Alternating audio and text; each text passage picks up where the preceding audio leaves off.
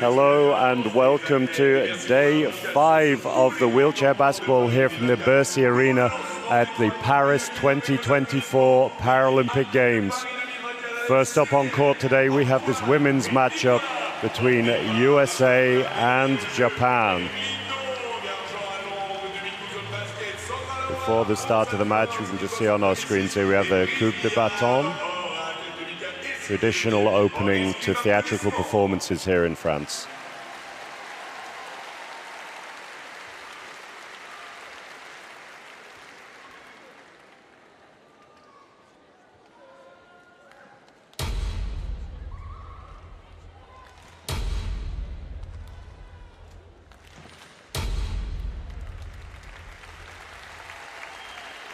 Three strikes there, traditionally used to draw the attention of crowds, to let them know that the performance is about to begin. Now used in sporting performances as well as in theatre. You see the table there. USA so far have a record of 1-1 coming into this game. Japan, 2 tough losses in their first 2 games. These games all about placement for the quarterfinals. Going to introduce our teams here. First up, Zaima, the 27-year-old who debuted in 2014. Or Yanagimoto next, her second Paralympic Games. Kojima, 16 years old. She was just 4 months old when her teammate Amimoto competed at the Beijing Games. Aguchi started playing in 2018, her first Paralympics as well.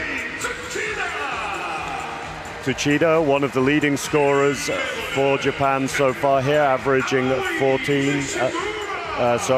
10 points per game.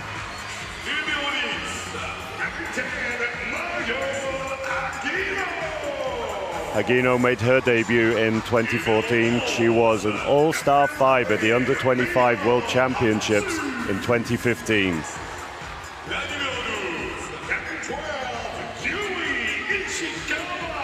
Ishikawa debuted in 2022, her first Paralympic Games.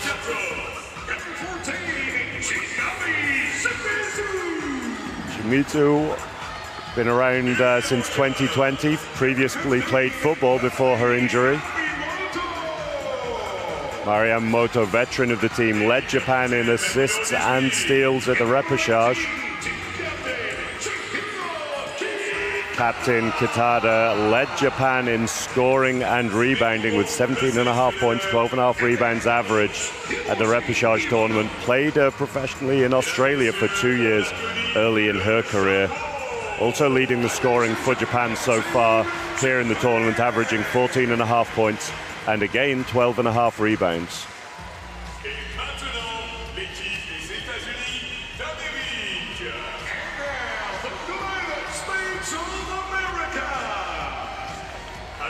We introduce the team from the USA. Ali Ibanez made her debut in 2018, her second Paralympic Games. Abby Bolecki started playing the game in 2012, her second Paralympics for the 1.5-pointer.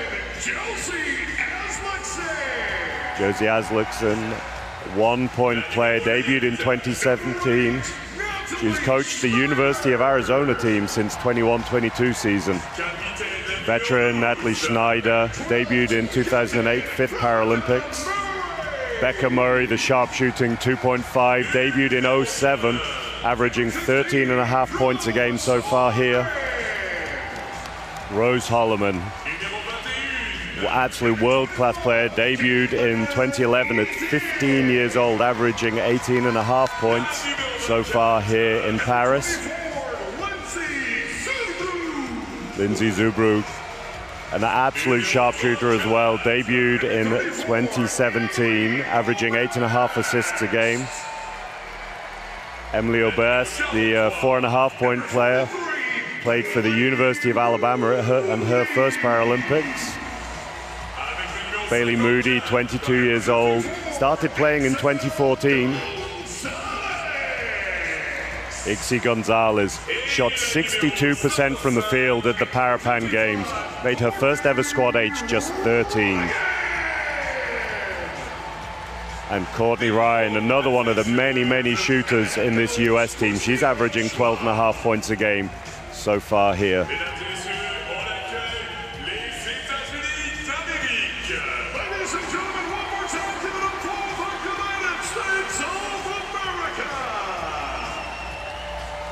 We're just going to take a minute here to observe the national anthems of both countries. Et maintenant, mesdames et messieurs, l'hymne national du Japon. Ladies and gentlemen, the national anthem of Japan.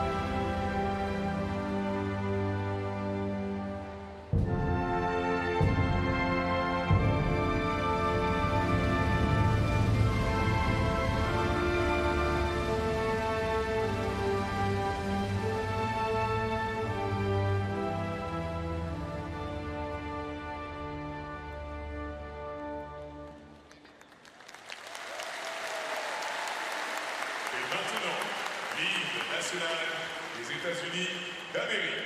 And now, the national anthem of the United States of America.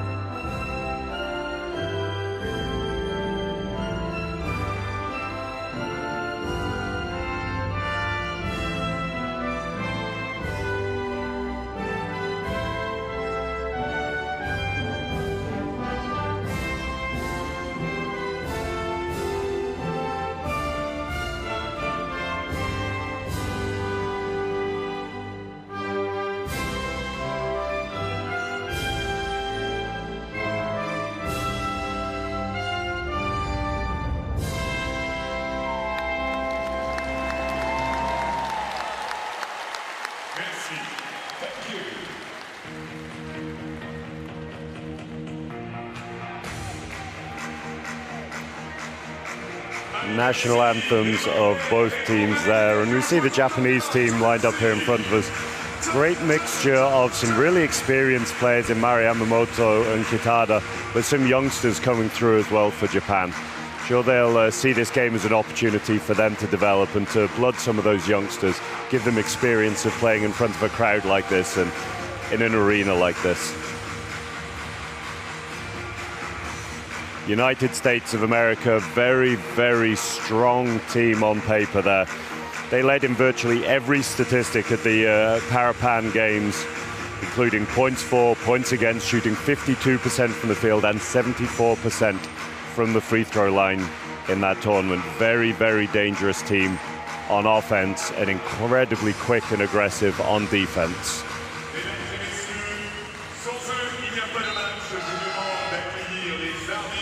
The referees signal 3 minutes to the start of the match.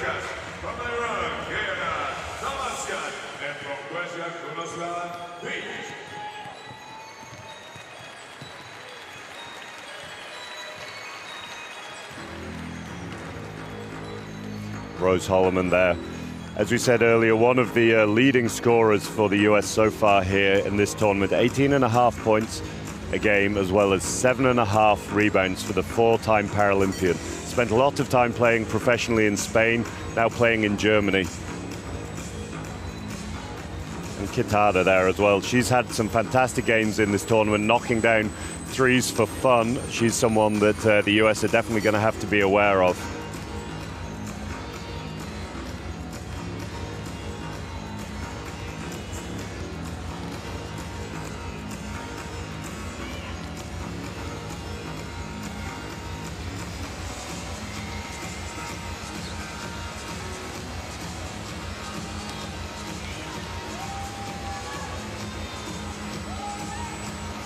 Watching the players warming up here, the differing styles. Those who are likely to take less shots in the game, working on their ball handling a little bit. Those, especially the US, as we've said, so many shooters in that team. They're all getting as many shots down as they can.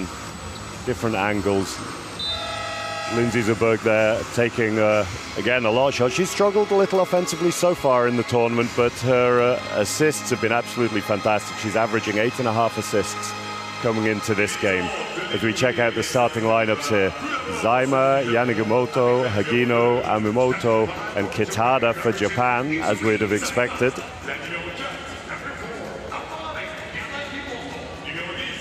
And for the USA, Ali Ibanez, Natalie Schneider, Becca Murray, Lindsay Zerbrugge, and Courtney Ryan. Again, so much offense for Coach Schwab there. The 3-time Paralympic gold medalist as a player. A lot of playing experience on the bench as well, with Desi Miller, one of Coach Schwab's assistant coaches, long-time US national team player.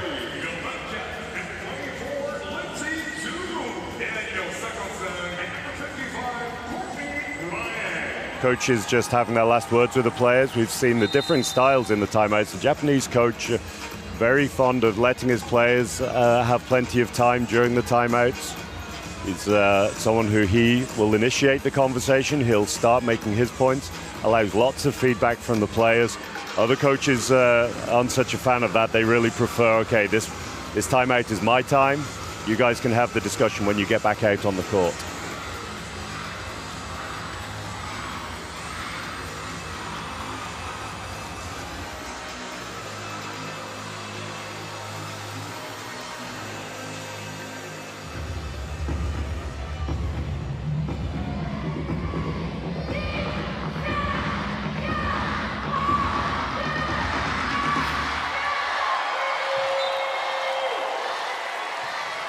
And we are underway here at the Bercy Arena, Paris 2024 Paralympic Games.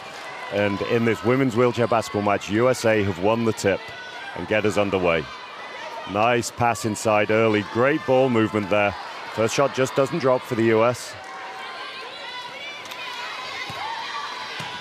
So broke behind the screen, big swing, well held by Murray there. She fakes, opens up. This one just rims out.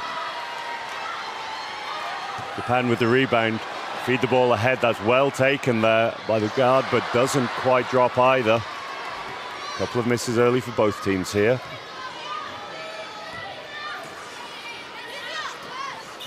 Ball fed inside by Ryan. And that one drops for Ali Ibanez, first points of the game.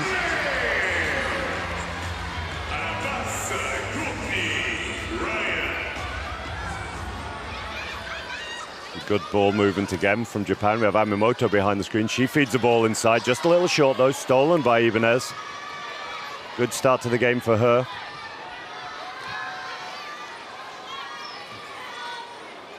Ryan attacking, drives. Driving there, draws the defense inside. Ball doesn't quite drop though.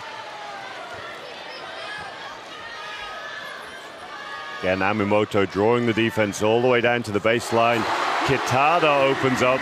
Long shot there for her. That's called a 2.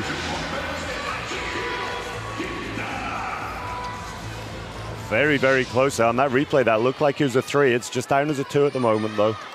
Murray behind the screen. As we said earlier, Kitada has had a great game last match from the 3-point line, knocking down from all kinds of angles as Ryan finishes that one.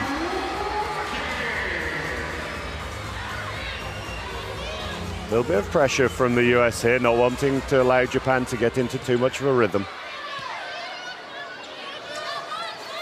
Kitada crossing for Yamamoto. Nice pick. Triple switch comes.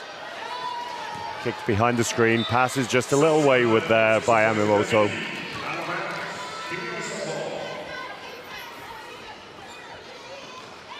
USA looking to backpick the Japanese guards here. USA going to have a 5-on-4 temporarily here if they can use their timing. Ryan can't find the pass. Kicks it to Murray behind the single screen.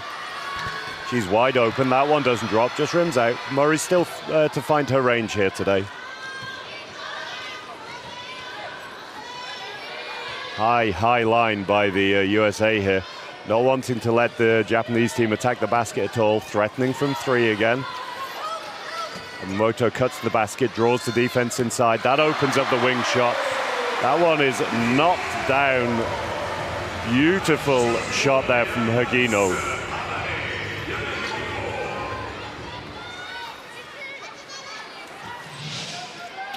See, Murray swings the ball from behind the screen. She finds Zerberg. Kicks it back to Murray. Nice swing pass there. This one doesn't drop either, but the rebound's picked up by Ibanez. Schneider can't quite get that one to drop.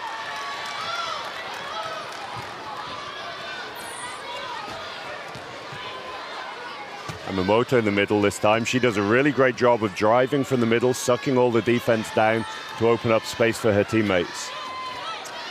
Another three from Japan. This one's hard off the glass. Long pass into the hands of Zerberg. This one does go down through the contact. Nice finish for her. She'll be looking to have a big game here. She struggled a little offensively, and we saw in Tokyo what an absolutely lethal shooter she can be. So I'm sure it won't be long until we see her getting her gun in the game from the outside.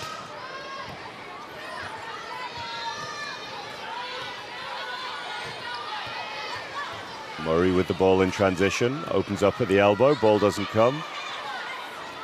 Great ball movement again between the US guards here. That one's clean from Murray. She's in the game.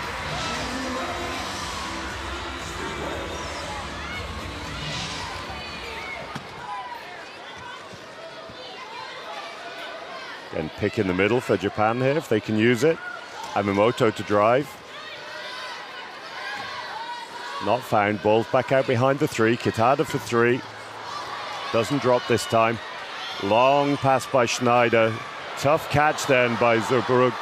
Great strength as well. Just doesn't knock down the finish. Picks up her own rebound though. Finds Murray. Murray does knock it down. Great strength there by the 2.5 class player just to drive through the contact, absorb it and attack the basket.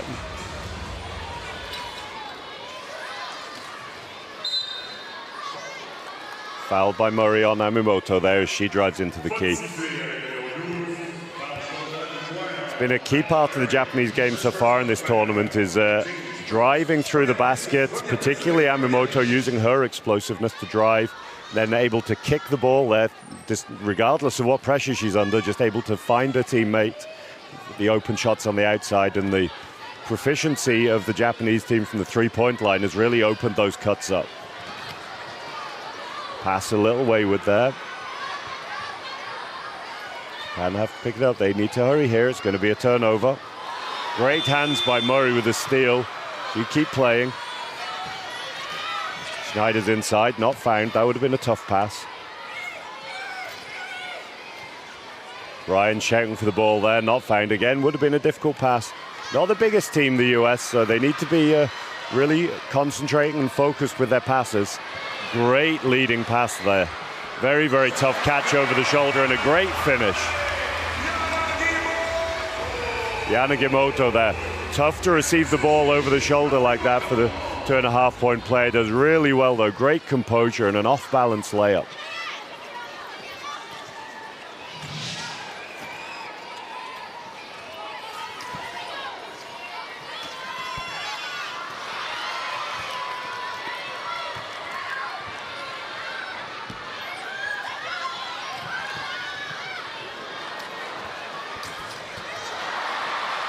Tough finish for Yamamoto there. That one doesn't drop. 10-6 lead at the minute to the USA. Ibanez drives.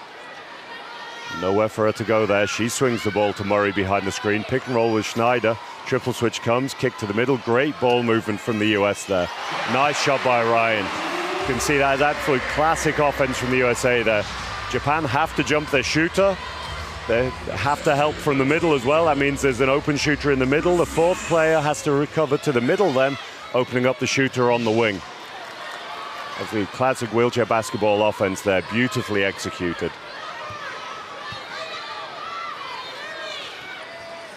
3-on-2 for the US. Great touch there. Nice finish by Ibanez. Ibanez out to 4 points personal, and a great scoring spread from the USA so far. 4 points for Ibanez, 4 points for Murray, 4 points for Ryan, and 2 for Lindsay Zubruck. Timeout for Japan here as the USA have a 14-6 lead.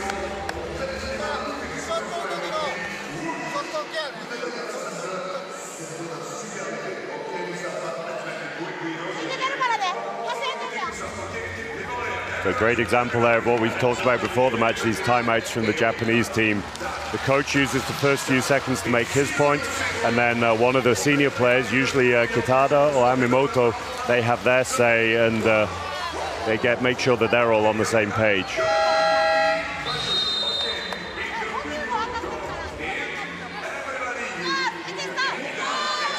Be interesting to see what defense Japan come out with here. They're going to have to do something to limit the US offense, but pressing would be an option, but it's dangerous against a team like the USA with so much speed. As I said earlier, the USA not the biggest of teams. Lots of their guards are smaller, but they make up for that with a great explosiveness. Roll high, Kitada on the mismatch. She knocks it down, incredibly difficult shot over lots and lots of pressure there. Nice finish from her. She's out to 4 points personal now. USA with a 4-on-3 temporarily. Ryan opens up. Front rim and in. Out to 6 points personal.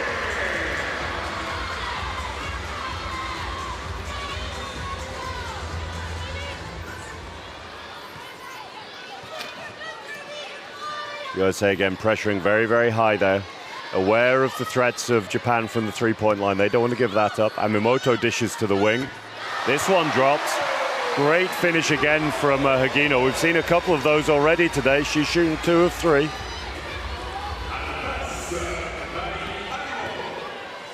Transition again for the US, just breaking that Japanese defense down. They're going to have to play a higher line than that if they want to stop these US shooters. There are a lot of players in this US team more than capable of knocking shots down from that kind of range. Just see that again from Ryan.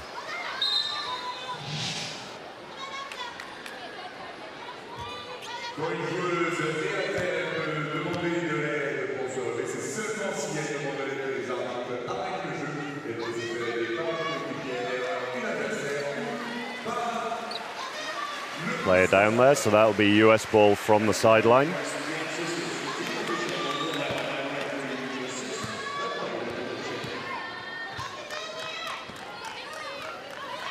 Ryan brings it up. She wants Murray to stay behind the screen there. She does. Looks at the basket, readjusts. Schneider cuts inside this time. Japan so aware of the cut of Murray there, they left Schneider temporarily.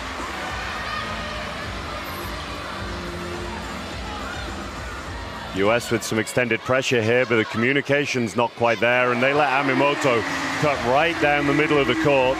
Open layup for her. USA are going to need to do better there if they want to limit Amimoto's points.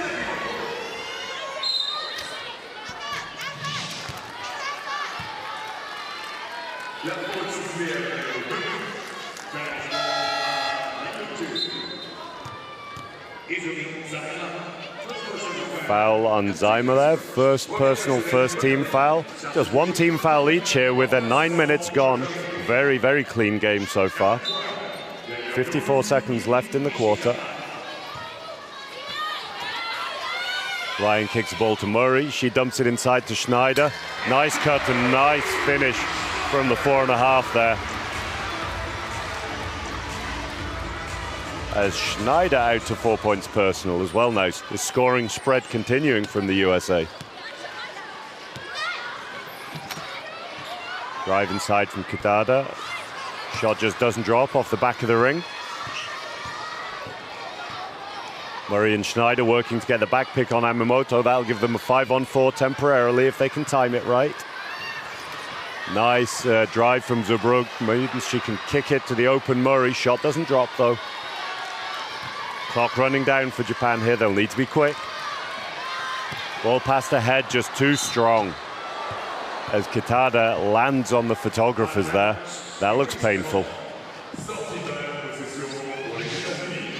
Bounces back up, looks like she'll be okay. Good hustle there, just can't quite stop in time. USA just going to hold the ball here, I'm sure. They don't need to do anything silly. That is the end of the first quarter, and we have a 10-point lead early to the USA here, 22 points to 12. And as I said earlier, a great scoring spread. We have 8 points for Courtney Ryan, shooting 4 of 5. Then 2 points for Zurbrugg. 4 points for Becca Murray, 4 points for Schneider, and 4 points for Ibanez. Great scoring spread from the USA. See the difference here in the team. Japan being forced to take a few three-pointers towards the end of shot clocks. None of 3 at the moment from the three-point line, but we've seen just how dangerous they can be. More key paps for Japan is 5 turnovers already in the game. Wheelchair basketball, you aim to try and keep those turnovers under 10 a game if you can. 5 in the first quarter is not great for Japan, but a sign of the fantastic pressure that USA have been putting on with their defense here.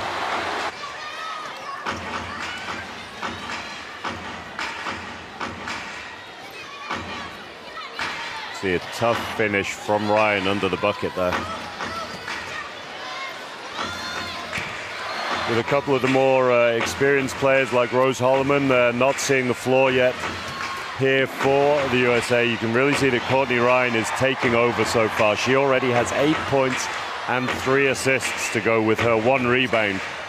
Very, very effective from Ryan all across the court. One of the leading communicators in this USA team. Even from up here in our position, you're able to hear her down on the floor.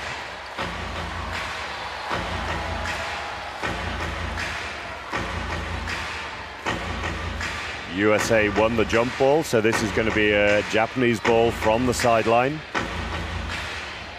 We can see that high line defense from the USA already here.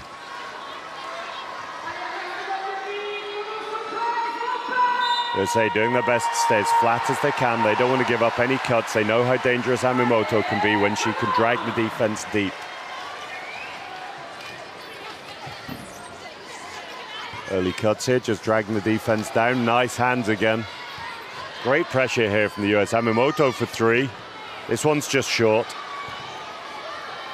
And Gonzalez checking into the game has picked up that rebound. She's checked in for Schneider. Only change for the USA so far. Swung to Murray, not quite in her pocket. Then jumps come early. Gonzalez cuts inside. That shot doesn't drop, but she does really well. Despite her young age, very experienced player, Gonzalez. Got that shot up as soon as she felt the contact to help allow the ref to call the 2 shots. Gonzalez having a great tournament so far. She's averaging 10.5 points a game and 7.5 rebounds per game already. First one doesn't drop, and again, we've seen a similar tactic from the Japanese through a few of these games. They don't line up for the first free throw, using the time to just have a quick conversation as a 5. Second free throw is just flat and long. The USA pick up the rebound, though. Ryan behind the screen. She finds Gonzalez again. That one doesn't drop for her. USA looking to recover as a line there, not wanting to give up any cuts, as we said. Sagging, though, opens up the long 2. This one doesn't drop either. Rebound by Ryan, straight into the hands of Murray. Nice pick off the ball from Ibanez, cut from Ryan. Japan was so concerned about Ryan sealing for Gonzalez there. They had to focus on Gonzalez, we'll see here.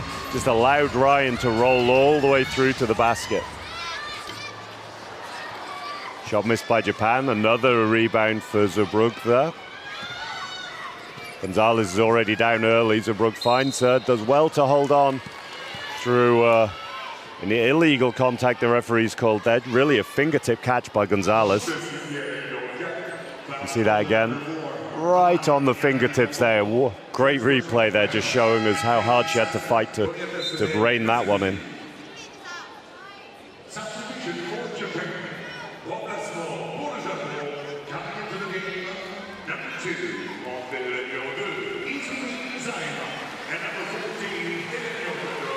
Zaima coming back into the game, and Chimitsu coming into the game as well. Ryan behind the screen, fakes, finds Gonzalez inside. That one's hard off the glass as well. She's struggling a little early in the game here. Usually a very, very dangerous scorer. Great long pass from Yamamoto there, finds Kitada. Knocks that one down through Ryan's contact. Tough finish there from Kitada. You can just see, as the camera moves away, the contact on the chair from Kitada there, just from Ryan on Kitada, sorry. First team foul for the USA in this quarter. They only have 2 fouls as a team for the game so far in 12 minutes of basketball. Free throw just short, but picked up. Nice rebound for Japan there. They recycle possession. Just losing out there, fumble, and that'll be USA ball.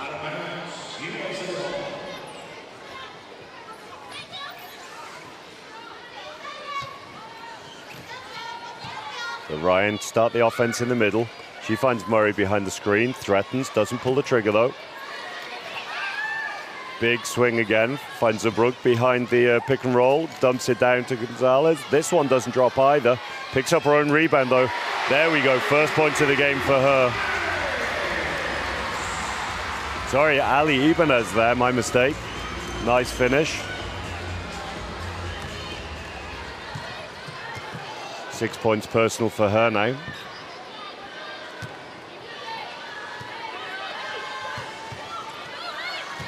Lots of communication from Zurbrugge there, telling Ibanez to jump out on that three. Fade away from Kitada, no foul called. Nice picks from the USA. Here's going to be a 5-on-4 for the US if they attack it well. Japan having to sink because of that threat means the kick's there for Murray. She can't quite get it to drop.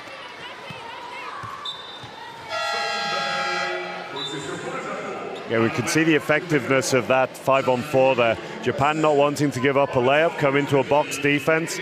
The risk of that box defense, so as you've opened up your shooters from outside, and wheelchair basketball world knows just how dangerous Becca Murray can be from that position. Rose Holloman checking into the game alongside Josie Aslaksen for the first time today.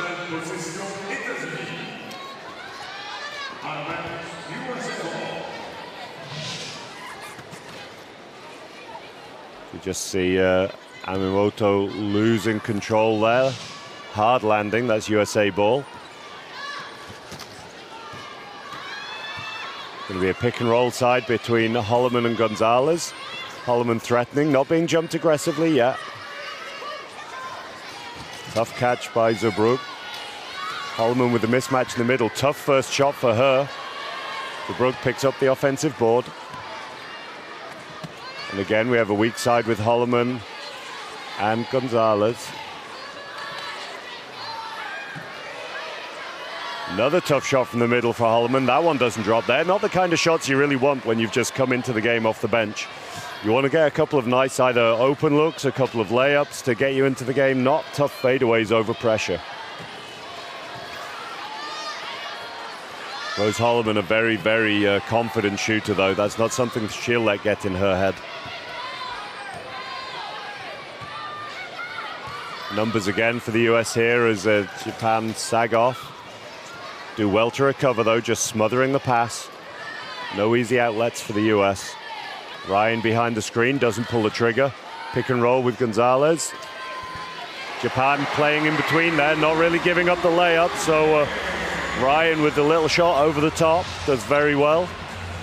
Just see that spin, drives through the contact there. Wants the pass, it isn't on though, so knocks it down herself. High line defense again from the USA here. Passed inside, Kitada does very well to hold on. Takes a shot, doesn't drop.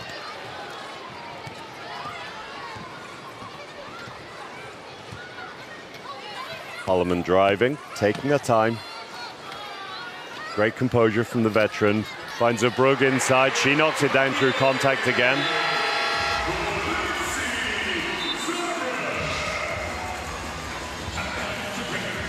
Timeout called again by Japan here. These celebrations from Lindsay Zurbrugg there. It's getting her gun in the game a little here. She has 4 points, 6 rebounds and 3 assists already. Very, very efficient from her. Courtney Ryan leading all scorers though. She has 12 points personal already on 6 of 7 shooting.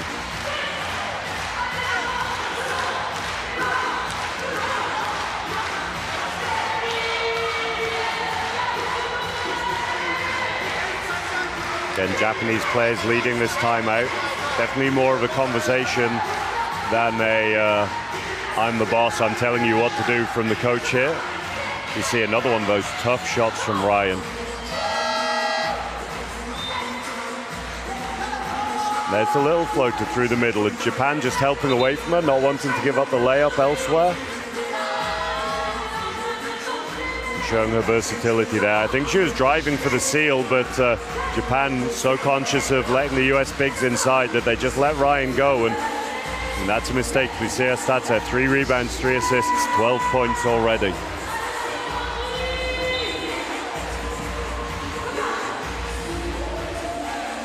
We said earlier, the US absolutely not one of the biggest teams, so their guards need to do a great job of boxing out, really making sure they have good chair position on their offensive players to be able to get the rebounds.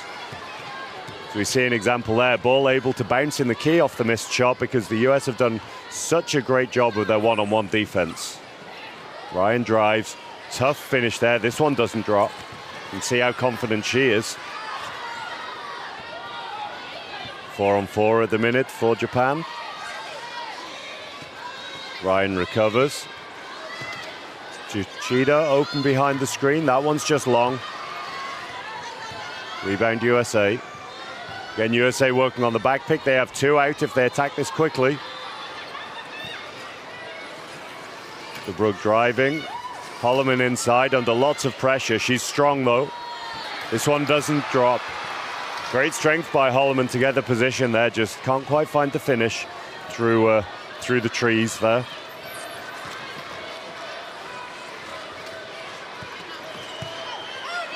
Kitada threatens a 3, doesn't pull the trigger. Long 2 instead, and that one's good. Kitada out to 8 points personal now. She has taken almost 50% of Japan's shots so far, 11 of their 23, and has exactly 50% of their points. Ryan in the middle, again finds Holloman, again pressured shot, knocks this one down though. Very, very composed there, Rose Holloman.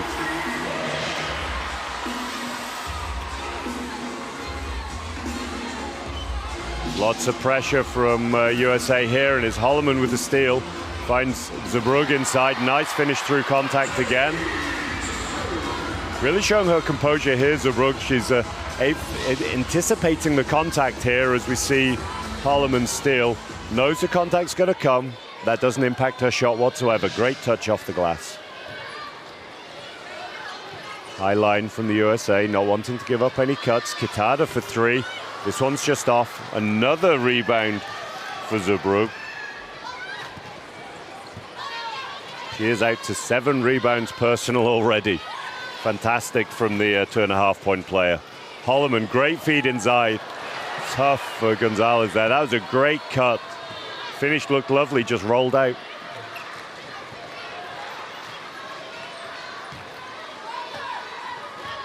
High line again from Japan. So much pressure they're putting on from the USA. So much pressure on Japan here.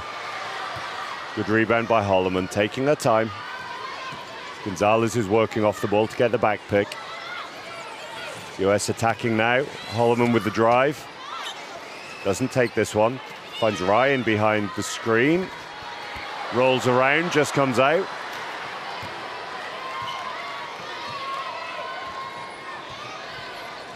Holloman back picked, does well to recover though. Again into the high line from the USA. Ryan pressuring all the way out here, not wanting Katada to get another three off. Obviously a game plan from the USA. Very aware of the threat that she poses, both on the drive and on the three.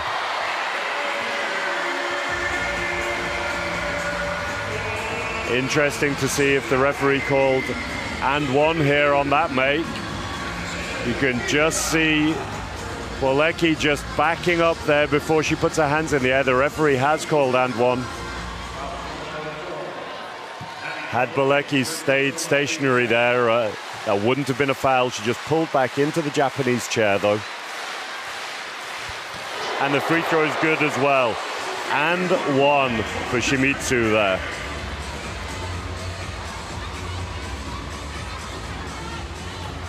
Not a lot of free throws for either team so far, just 2 each here in the game. A bit of a lack of concentration on the pass there. Japan pressuring now, making it tough for the US. Tough from Gonzalez, just hard off the ring. She's struggled a little so far, 0 of 4 for her so far in the game. Not troubling the US offense too much though so far. They have a 15-point lead here, 34-19. Nice hands again from Katada to hold on to that one. Shot doesn't drop though.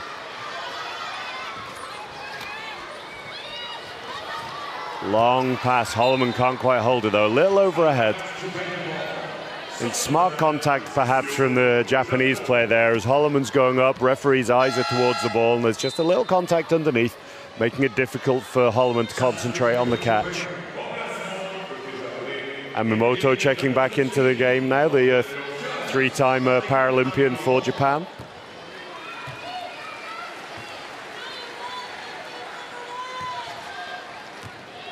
And Mimoto in the middle, she's going to look to drive again. Aware of the pace of Ryan on defense though, tough to drive one-on-one against Ryan. But great finish from Tsuchida from behind the screen. She's averaging 10 points a game so far here in Paris. Dangerous shooter for the Japanese.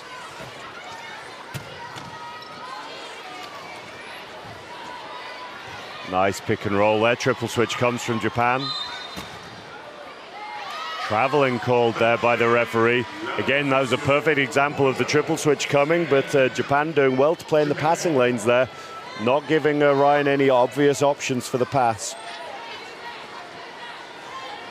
As the second turnover only for the US so far, doing very, very well to limit that so far. Again, we see this standard setup from Japan. Yamamoto in the middle, she drives, sees the pick, keeps driving through the contact. Referee did well not to call the initial foul, giving Yamamoto a bit of an advantage there, just to keep driving, knowing she may get a layup. Calls a foul on the second contact though, and this will be 2 shots for Yamamoto.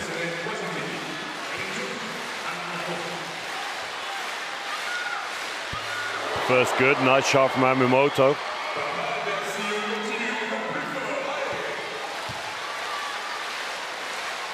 She's up to 3 points personal now.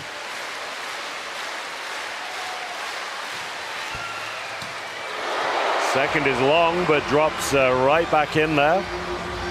4 points personal now for Yamamoto.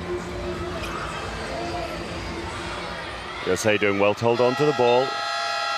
Holloman with a long hook off the front of the ring. Would have been interesting to see if that counted. But that is halftime here in this women's wheelchair basketball matchup from the Bercy Arena. USA out to a 34-23 lead against Japan. The majority of that damage coming in the first quarter, 22-12 first quarter to the USA. Japan doing a much better job in the defense in that second quarter, limiting the US to a 1-point win, 12-11 in that quarter.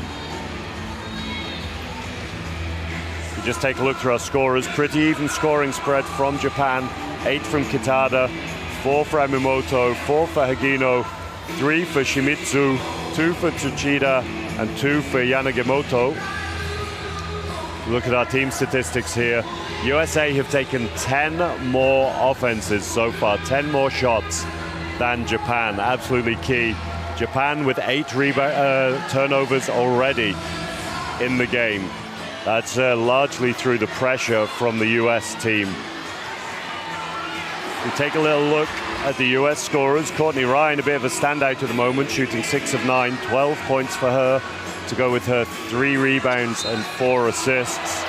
Lindsay Zubrug, 6 points, 7 rebounds, 3 assists, on the way to a double-double for her. Then we have 4 points for Becca Murray, 4 points for Natalie Schneider, 6 points for Ali Ibanez, and 2 points for Rose Holloman so far. We see some of this lovely shooting from Kitada, and Holloman just showing her composure to dump it down into Ryan. She just misses that one.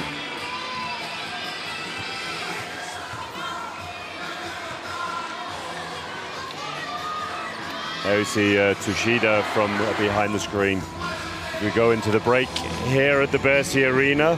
As a reminder, the score is 34 points to the USA, 23 to Japan.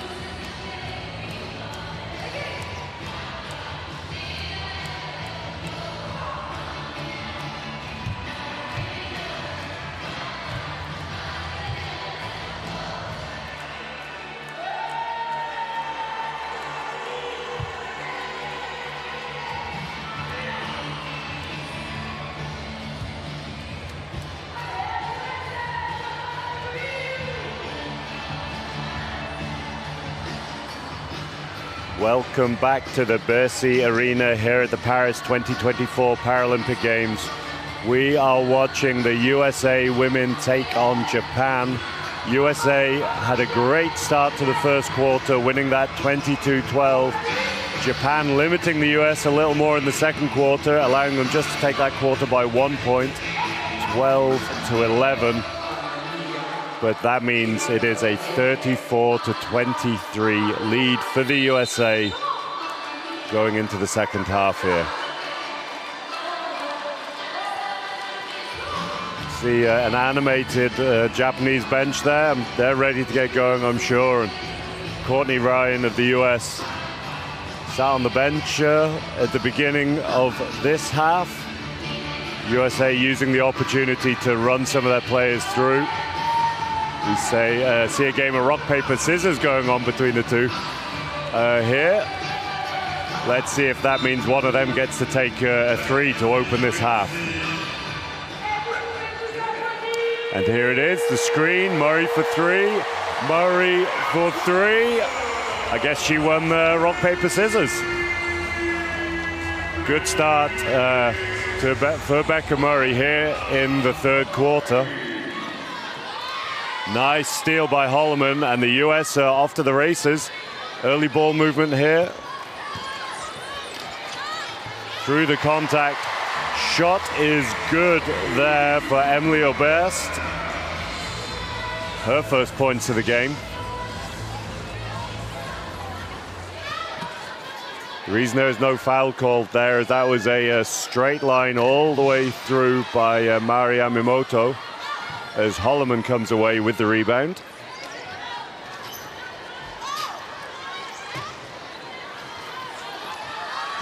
Holloman drives to the basket, pulls out.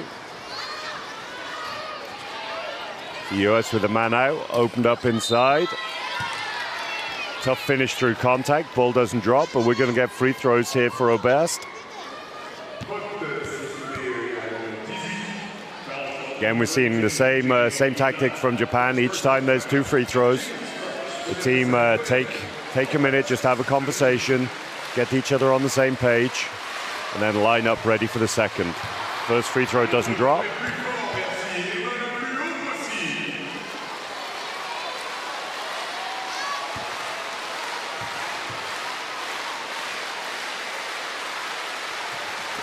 Second's good though.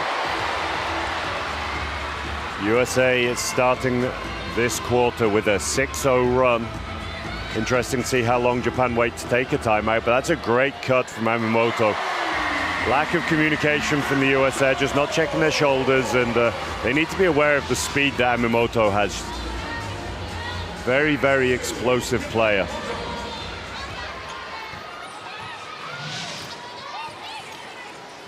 Holloman under a lot of pressure outside the three. As the pick comes. Zubruck, nice fake the pass, drives inside. Lovely touch. Beautiful finish by Zubruck there.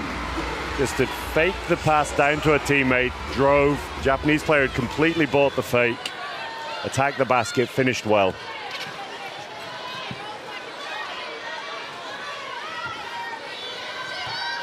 Takada dishes inside. Yamamoto does well to tip the ball there. Great assist from Yamamoto there. We just watched that again. There's the tip pass. Knew she couldn't get hold of it, but knew exactly where Yamamoto was. Found her. Pressure here from Japan. Right through the middle from Zubruck there. Knocks this one down. Great start to the quarter for her. She's out to 10 points personal on 5 of 7 shooting. Not quite so many from outside as we usually see from her. A lot of drives and shots in and around the basket. Good help from Holloman. Interesting to see who the foul's called on. Holloman aware of the danger. Just cuts out the drive from Yamamoto. Referee deems her to have not quite had chair position before that contact. Need to be there a fraction earlier next time, Holloman.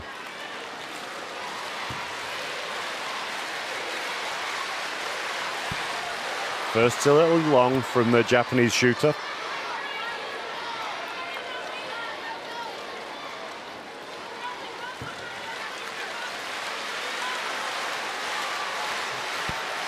Second's good.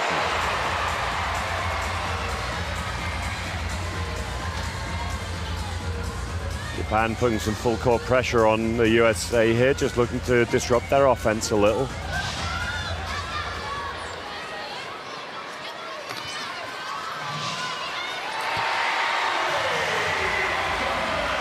Emily Oberst with the basket.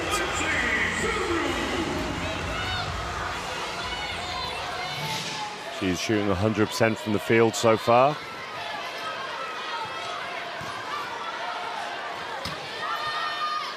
Kitada knocks that one down under a lot of pressure. Oberst was right out on her, and she's out to 10 points personal now with that shot. Again, the press from Japan. Oberst all alone for now.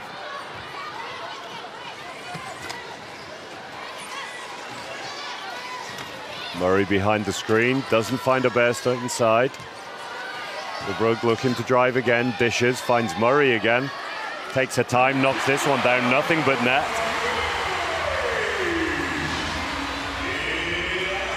Nine points personal for her now, and 6th assist for Lindsay Zebrugge. On her way to a potential triple-double here. Oberst jumps. Switch comes from Zebrugge though. The Japanese player is down, so that'll be a stop and play from the referee here. No foul, just an incidental contact. Yamamoto jumps straight back up again.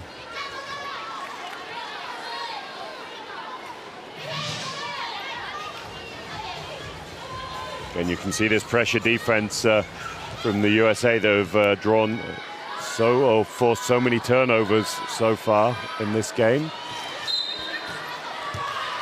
Oberst just taking her hands off her wheels a little early there. She had good chair position.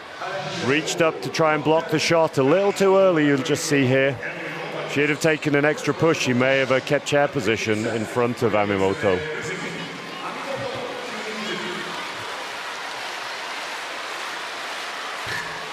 First a little short.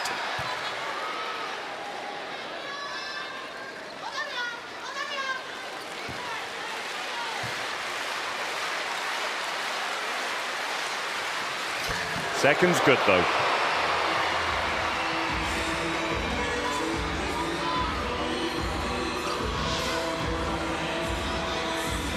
Just see that free throw again from Yamamoto, and the celebrations from the Japanese bench.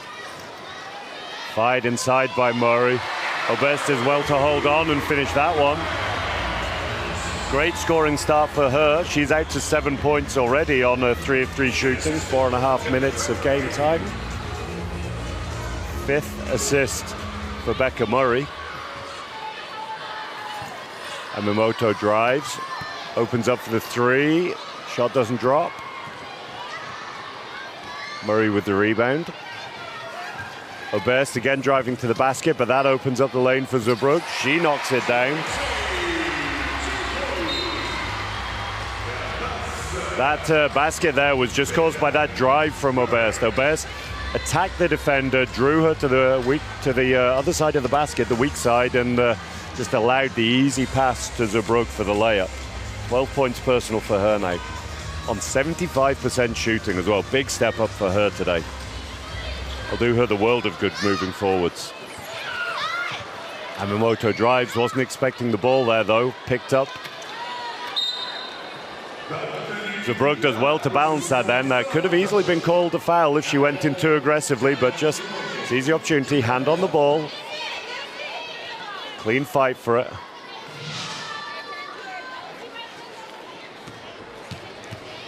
Ten seconds left on the shot clock. Yamamoto behind the 3. Nice pick from Yamamoto. Shot just short.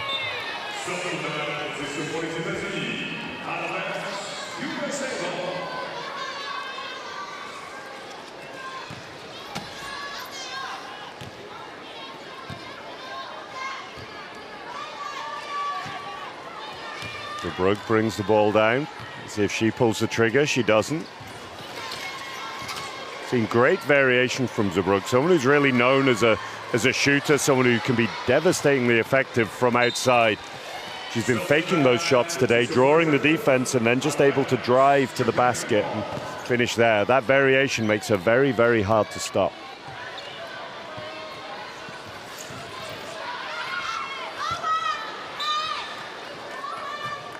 Kitada frustrated that there wasn't a call there. She felt that she was just fouled from behind. That's the reason she wasn't able to get to the ball. The referee saw it differently.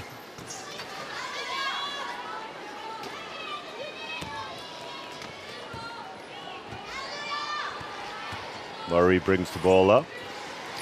Picked by Oberst. Found on the mismatch. She's fading away. That one's just a little long. Tough shot there for Oberst. That fade away there. A little off balance as well.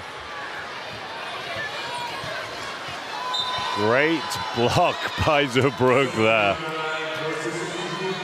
Had to drive hard to chase. It looked like USA were going to be able to get just a solid chair position on the defense, but the great drive against Holloman just pulled her away, and Zebrook had to come in and rescue the situation.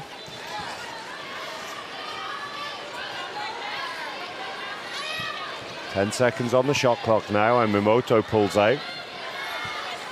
Pick in the middle, opens up for three. This one's good.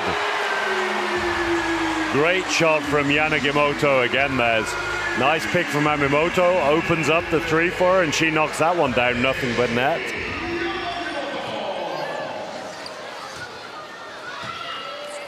Oberst under a lot of pressure, needs an outlet, finds it.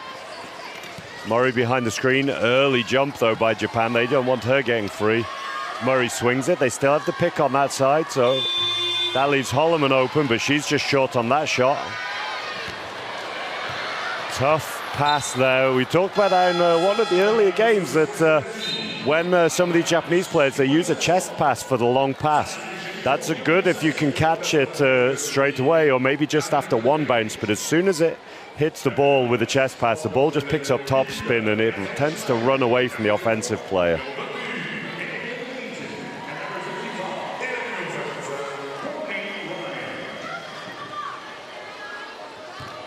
Subs for the USA here. New lineup.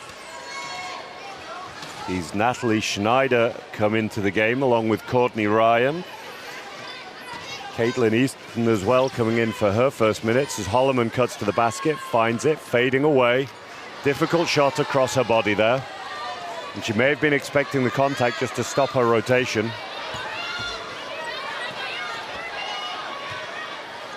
Japan have a 4-on-4 at the moment with Holloman picked out in the back cut.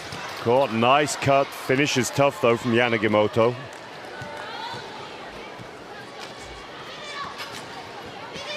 USA attacking with numbers now as Ryan goes deep. Holloman has a mismatch, looks around, no obvious outlet.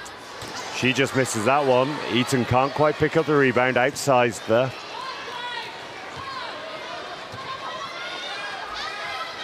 Couple of difficult shots the last offenses for the USA. Japan again working on the man out. Kitada drives, mismatch for her, fades away. Just a little flat. Ryan with the ball. Zebrook has the pick at the moment. She's going to drive the lane. Found by Ryan. Dumps it back to Schneider. Schneider, that one just rims out as Zebrook is on the deck. It's going to be a 5-on-4 for Japan. See if they can take advantage of the numbers here. Open, kicks the ball behind the screen to Yamamoto. Doesn't quite knock it down, but Yanagimoto picks up the rebound. Spacing out again, Yamamoto, nice pick. Drives all the way through, nice hands though by Schneider. Almost looked like Japan were a little confused about the fact that they were playing 5-on-4 there. Not sure what they wanted out of the offense. Difficult situation sometimes where you have numbers like that. You need to just be aggressive and see some blood on the knee of Zebrook. She's not going to want to come out of the game, so hopefully they can just tape that up quickly and allow her to keep playing. But just for now, there's going to be a sub, and Murray is going to come back into the game. I'm sure from Zebrook's perspective, she's going to be wanting to get back out there as quickly as she can, as she is currently sitting on 12 points, 7 rebounds and 6 assists. Well on her way to a triple-double. Murray behind the screen to Ryan, finds Holloman. Doesn't pull the trigger, finds Ryan, finds Schneider. Lots of ball movement from the US. Shot doesn't quite drop. Not really a mismatch for Schneider there, difficult shot. 1 minute to go left in the third quarter here. 3 just off the board and rims out. Murray comes away with the rebound. Lead out to 18 for the USA now. Holloman behind the screen, she looks to drive. Triple switch from Japan. Fourth man help means that Murray's open behind the screen. Japan just having to play 2 of the US offensive players with 1 defender there. Nice, good positioning by Eaton there, just doesn't allow the Japanese player to pick up the ball cleanly, as we see here, just trying to get it under control. Good wheel position by Eaton, and that's a turnover from Japan.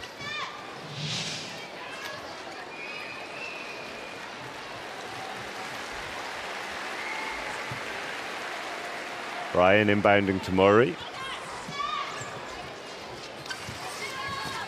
Holloman driving, great seal by Eaton, gets her inside. Nice hands by Holloman. This one just rims out. Another rebound by Holloman. Offensive foul called by the referee. You just see on Holloman here, she misses the first shot. Gets her rebound, and just the contact in the back of the Japanese player there is the referee deemed to be an offensive foul. 13 to go in the third.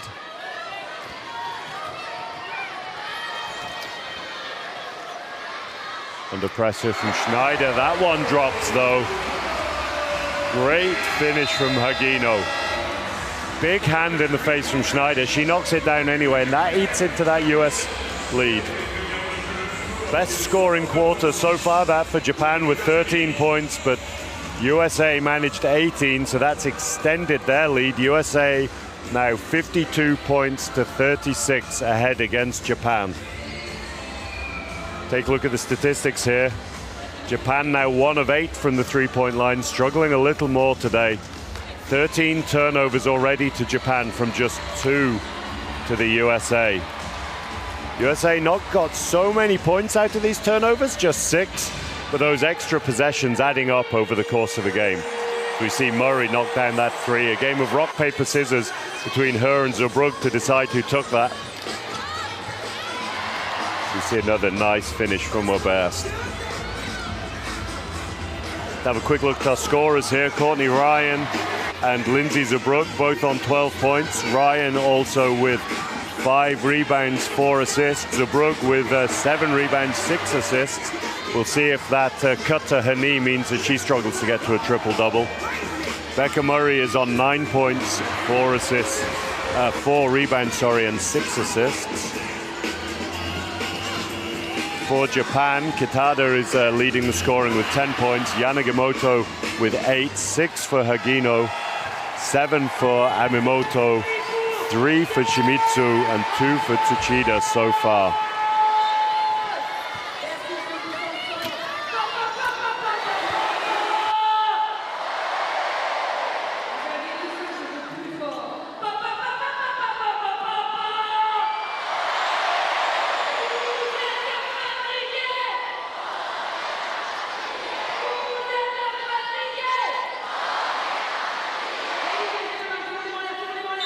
Going to be USA to get us back underway here in the 4th and final quarter.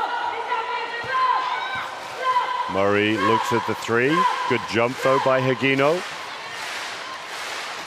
Schneider inside on the mismatch, doesn't take it. Little bit of an uncontrolled pass to Holloman there. Dumped inside to Ryan here. Good composure there by the US guard. She knocks that one down.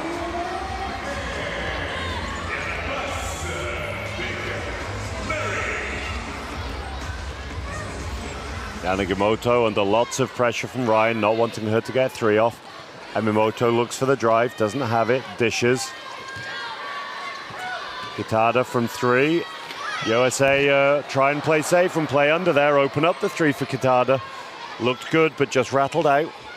Long pass by Holloman into the hands of Murray. That one doesn't drop. Tough finish there under pressure and a great catch over her shoulder. Amimoto opens up for three. That one's long. Kitada fighting for the rebound. Can't quite get it though. As Holloman comes away with the ball, we see a US player down. Numbers nonetheless for USA here. Offensive foul called there on Holloman. She looks a little confused about it as well.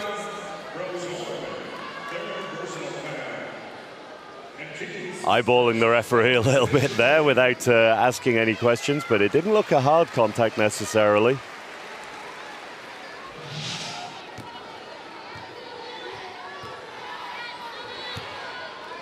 Yanagimoto to bring the ball up for Japan. Amimoto looks for the drive, doesn't have it. Good handles by Yanagimoto. Kicks it back to Kitada, who finds Amimoto inside. Little too hot to handle for her though, just loses control.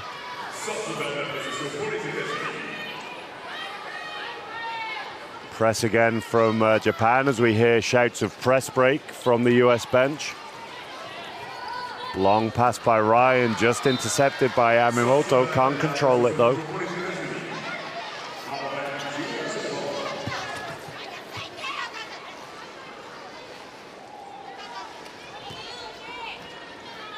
Murray to inbound, again high post entry into Ryan. Murray looks at the three, doesn't take it. Ryan behind Holloman's screen, pass it inside. Just a little short though, that pass needed to be right up above Schneider's head and away from Amimoto. Kitada drives against Holloman just to create space, comes back for the pick on Ryan, slips it though. Good high line defense from the USA here, not allowing Japan that open three. Shot clock running down.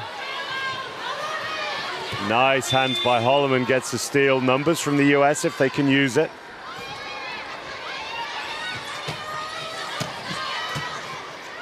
Good composure from Ryan, a little bit clunky that offense from the US there, not quite as smooth as they'd have hoped, but pass gets there and we get the layup, it's just not knocked down.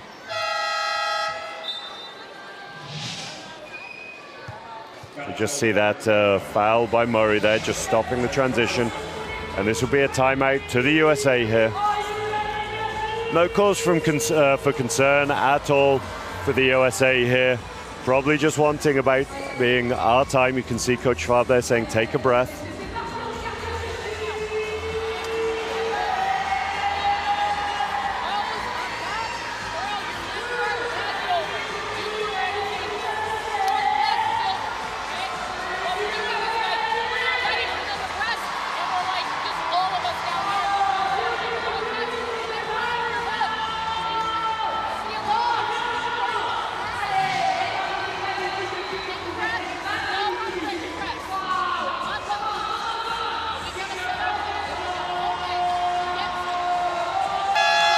Just hear the timeout from Coach Schwab there, just as predicted, just telling the US players just to take their time, that there's no need to panic just because the Japan team are putting the press on here, that she wants a good early outlet to be receiving the ball, coming across the court, not looking for these difficult passes over their shoulder.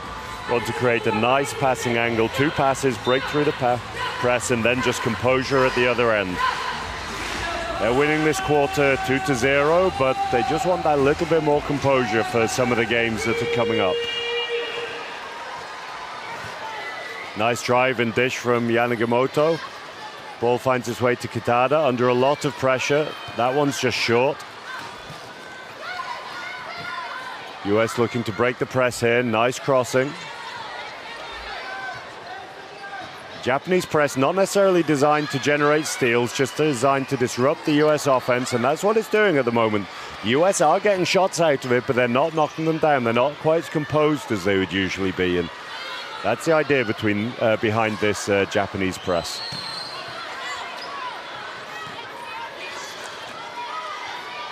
Ball kick to the middle here. Amimoto cuts to the basket. Pass can't get there though. Agino opens up, that one's just long. Steal by Amimoto, nice hands there. Great ball movement by Japan, mismatch. That's just long. Again, 5-man press this time from Japan. You can see that line press. Really, really effective there. Not allowing any picking angles for the US. Really controlling their offense here. And just the speed of Murray breaks through the outside under pressure. Really well controlled there by Higino not to give up the foul. Difficult there to keep chair position all the way through. Really good example of the press from Japan. Amimoto drives on Eaton, scoop, and great finish. Eaton just overplaying the right hand of Amimoto there, allowing her that baseline cut. Uses her good first push to break through, gets the reverse. See the line press again from Japan here. Again, not looking to steal the ball, not reaching, just switching and switching, keeping chair position, not giving up cuts. Just looking to take time off the clock. Again, chair position is good there from Amimoto. Shouts of and one from the American bench, but that was good chair position from Amimoto. She was clearly ahead. Amimoto with the shot. Japan 4-2 up in this quarter, eating into that USA lead ever so slightly. USA struggling with the Japanese press, and I'm sure that's something that USA will be aware of, that teams from other countries that they may see later in the tournament are going to be watching and going to be aware of. USA get a fortunate bounce there as they break through this pass.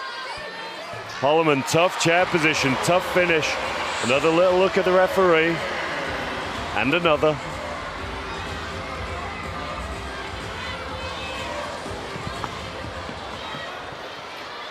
Nice hands by Murray. Kitada picks it up though.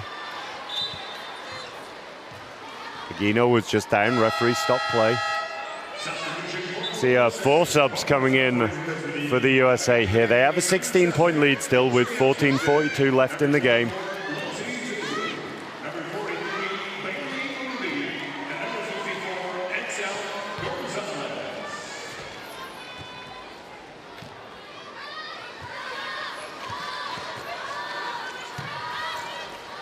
Nice steal from Gonzalez there. Moody and Zubrug on the breakaway. Zubrug working hard to try and keep in front of Kitada. Nice pass by Moody. To Zubrug, back to Moody again. First points of the game for her. You just see that little 1-2 between the two US players there. Great composure. And here's the timeout from Japan. Coach likely just to want to talk through this new lineup.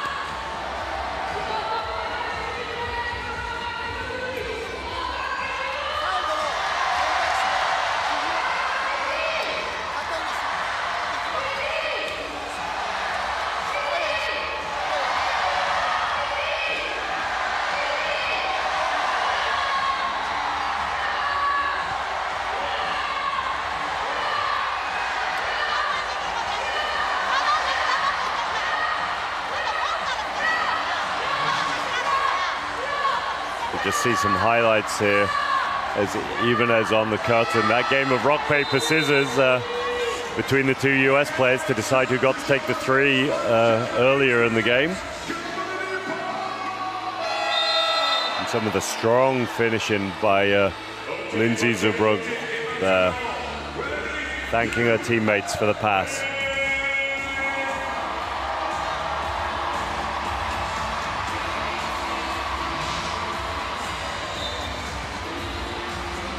After taking a fall earlier and cutting her knee, Zubrug is back in the game now. As you can see, that's taped up. High line from the US looking to limit these 3-pointers again from Japan.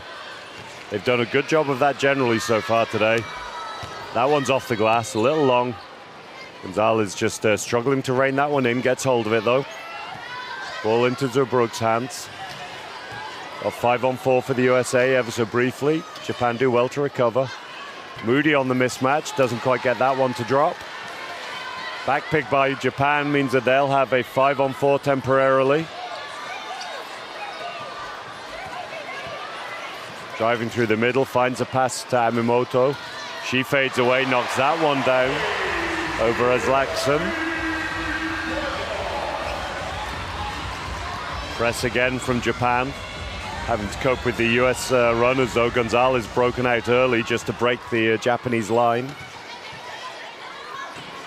Zurbrugg kicks it to Moody behind the screen. Ball swung again to Ryan. Drops it down to Zlaxen. Nice fake. Dumps it back. 3 seconds called, though. She had to get the shot up there. Otherwise, 3 seconds in the key, and it's a turnover.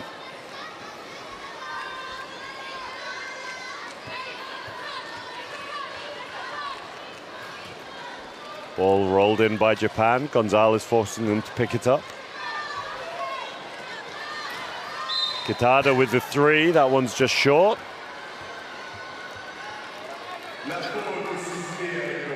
It looks like the referee has called a foul on a surprise Zurbrugg there.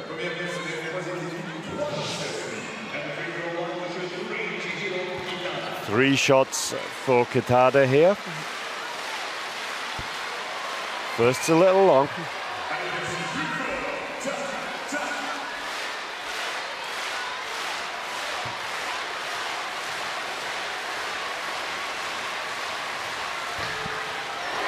Second is shorter off the front ring and drops in. And lining up for the offensive rebound now. Second is good as well. She is 2 of 4 from the free throw line so far today. Pressure again from Japan. Difficult pass by Ryan. Threaded the needle, though. Gonzalez does well to turn and drive. Zurbrugg seals for Moody there. No stats there, but it's one of the most essential parts of wheelchair basketball. The low pointer's ability to create space to seal for their high pointers, getting them inside and getting them easy shots like that. I'm sure that Moody will appreciate the work that Zurbrugg was doing for her off the ball there. Nice pass inside. Amimoto can't quite hold on to it. Takes a tumble. Not sure if the referee has called a foul or a turnover here, just on that contact.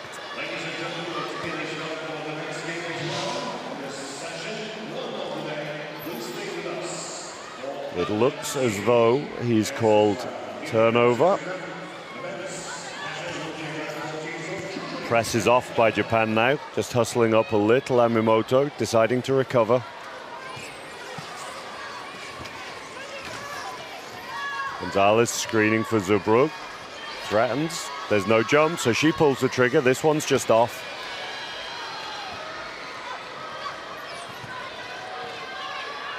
Again, a good high line here from the US, just broken. Bit of a lack of communication by Zlaxen and Ryan there. They look like they had great chair position, but the two players just not communicating where the help was needed. Gonzalez on a breakaway. Great leading pass. She does well to stop. Great chair control there. Shot's just short, though.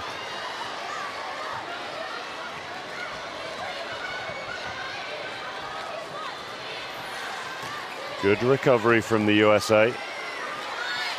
Amimoto open, shot's just long. Gonzalez picks up the rebound, dishes it to Ryan. Pressure again, this time nice high pass from Zurbrugg. They're making sure that the smaller Japanese player couldn't get anywhere near the ball. Shot clock running down, great awareness by Zurbrugg there. Receives the ball in traffic with one hand, controls her chair with the other, swings the one-handed pass to Ryan behind the screen. Highline defense again from the USA. As we see the graphic there, 16 more shots in the game for the USA. Big shot from Kitada there, just eats into that USA lead ever so slightly.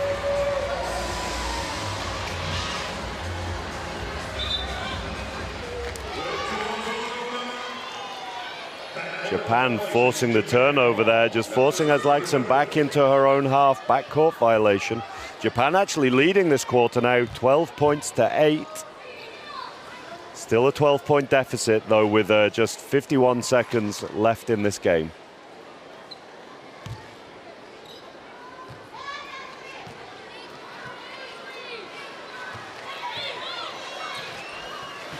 Shouts of go-go from the US team there, aware that the three-pointer was going to come from Yanagimoto. Offensive rebound for Japan. Kitada out behind the three. She dishes it inside. Tough finish there from Amimoto. Completely off balance, but manages to get the shot off. Great finish. Good pressure again by Japan. They are 14-8 up in this quarter now. Really, really strong finish to the game from them. 7-second differential between shot and game clock. Zurbrugg behind the screen. Swings the ball to Ryan. Knocks that one down. The US really do such a fantastic job of finding the open shooters. They're aware as soon as the help comes that there's going to be somebody open. They just need to have their heads up and find them. We see a timeout here from the Japanese coach. Unlikely, I would suggest, to affect the result of the game here, this timeout, with a 12-point deficit and 7 seconds to go.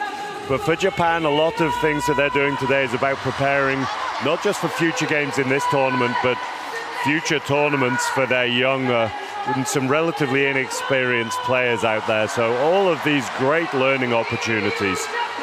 With the exception of Amimoto, none of the Japanese players have been to more than one Paralympic Games. The previous games obviously being Tokyo, and no crowds in the stadium there, so this will be the first time anybody but Amimoto has played in front of such a big crowd. So great learning opportunities for these players.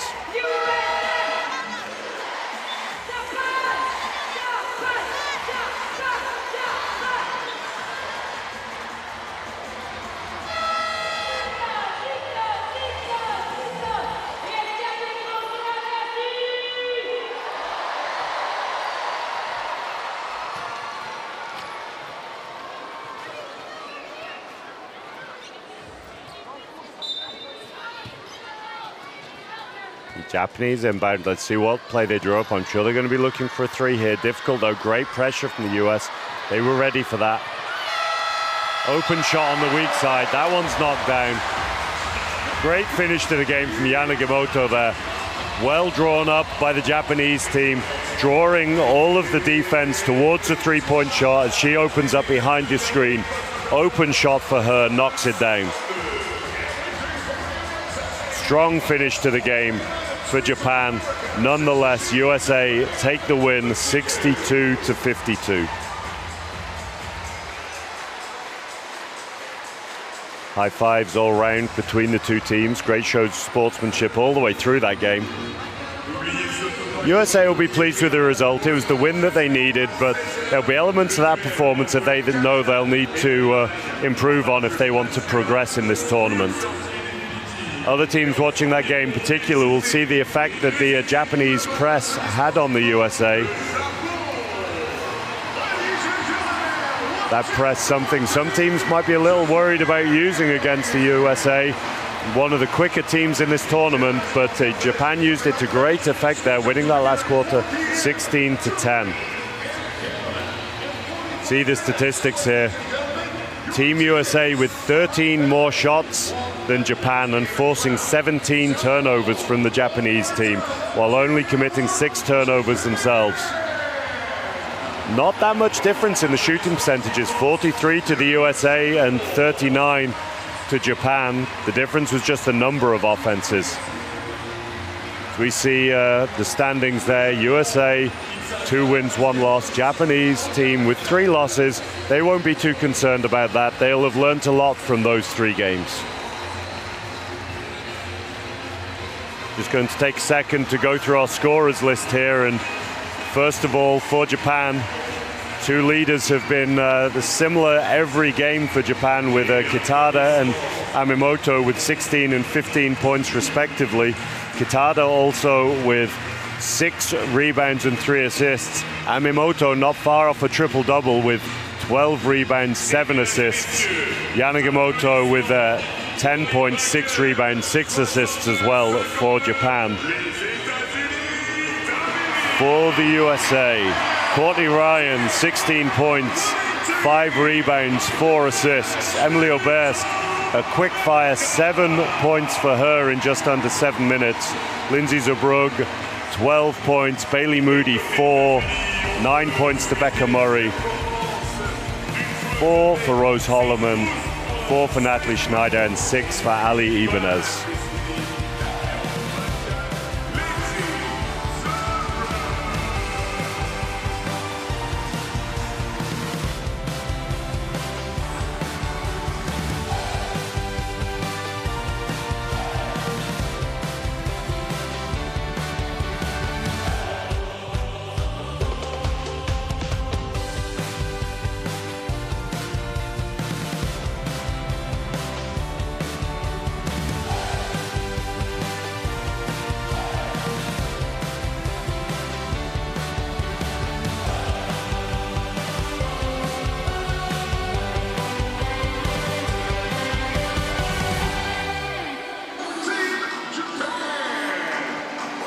Great game of basketball we've just witnessed here in the Bercy Arena.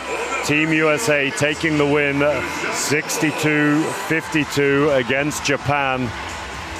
Really, really effective scoring game by the USA, but the press from Japan efficient in the end, giving them a 6-point win in the last quarter. 10-point win overall, though, for the US women's team.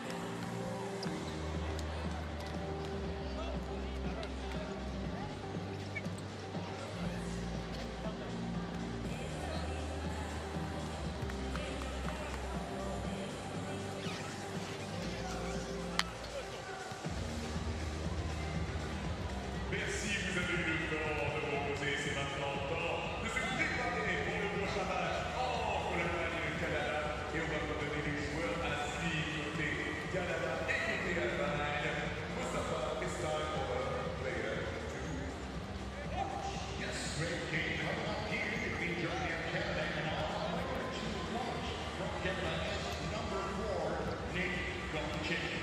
Nick Gonchik, donc numéro 4 de l'équipe canadienne. 8 points sur 2 passes sur le dernier match. C'est le deuxième meilleur rebondeur de son équipe. Et il a terminé récemment 3e aux Jeux Panaméricains. C'est sa 11e année en tant qu'international. Après que le Canada ait une victoire, une défaite et sans une défaite face à la Grande-Bretagne, justement. Nick has been playing for the national team for 11 years now, and he's a bronze medalist of the Paralympic Games. He was emerging here in the 2024 Paralympic Games, 5 points, 4 rebounds, and 1.5 assists per game. He's actually the second best rebounder after Henry Anderson on the team. Effectivement, on ne voit pas, mais merci de l'avoir fait. Mais en face, côté Allemagne, qui a choisi What do you choose for Germany? And the player to watch for Team Germany will be number 14, Alexander Alowski. Excellent choix, le numéro 14, Alexander Alowski, qui, sur le dernier match, a 10 points, 5 passes dans cette victoire. Face à la France, qui est qualifiée à une victoire, 8 défaites, et Alowski qui participe à cette progression de l'Allemagne au fil des compétitions. 4e au championnat d'Europe 2021 et 2023, 8e à Rio, 7e à Tokyo, 13e et 8e au championnat d'Europe qui est en équipe nationale. Et il faut bien sûr continuer d'aider l'Allemagne à progresser au fil des compétitions. I'm skating with the national team for 9 years now, and in a win against France, the hosts, he had 10 points, 5 rebounds, and 3 assists, and actually he's been averaging 6 points, 7 rebounds, and 3.5 assists per game in just 19 minutes. He was a part of the team that finished up on the 8th place in Rio 2016 and 7th place in Tokyo. Now let's see what Germany and Alowski will do here in Paris 2024 Paralympic Games. That was players to watch. C'était effectivement les joueurs à suivre maintenant. Vous avez toutes les clés en main. Merci pour le prochain match.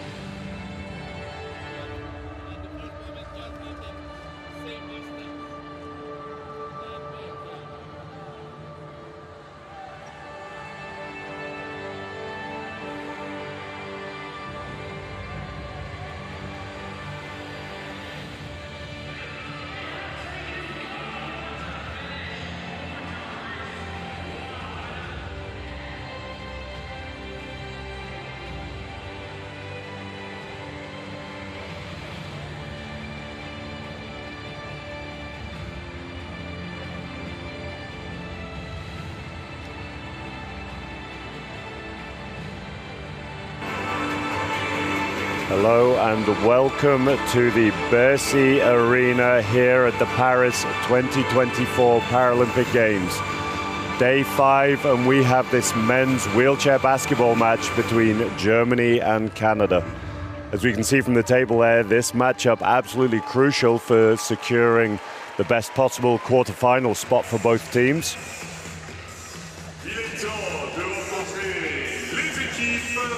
Two teams that know each other very, very well. Lots and lots of matchups over the years.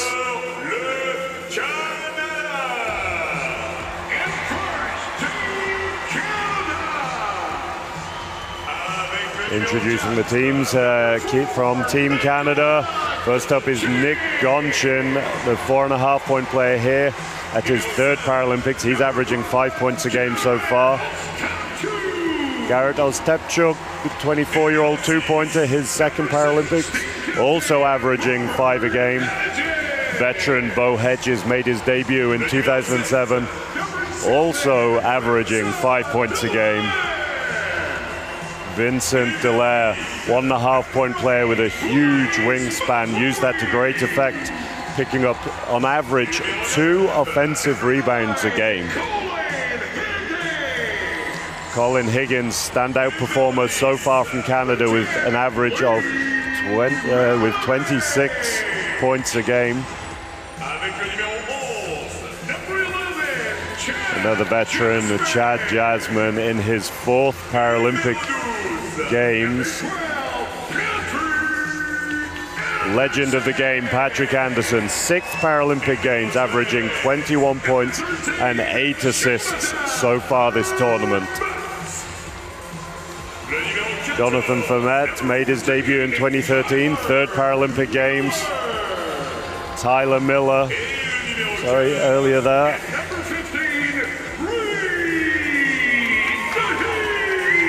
Reed, the 22-year-old rookie of this team, made his senior debut in the 2022 America's Cup in Brazil.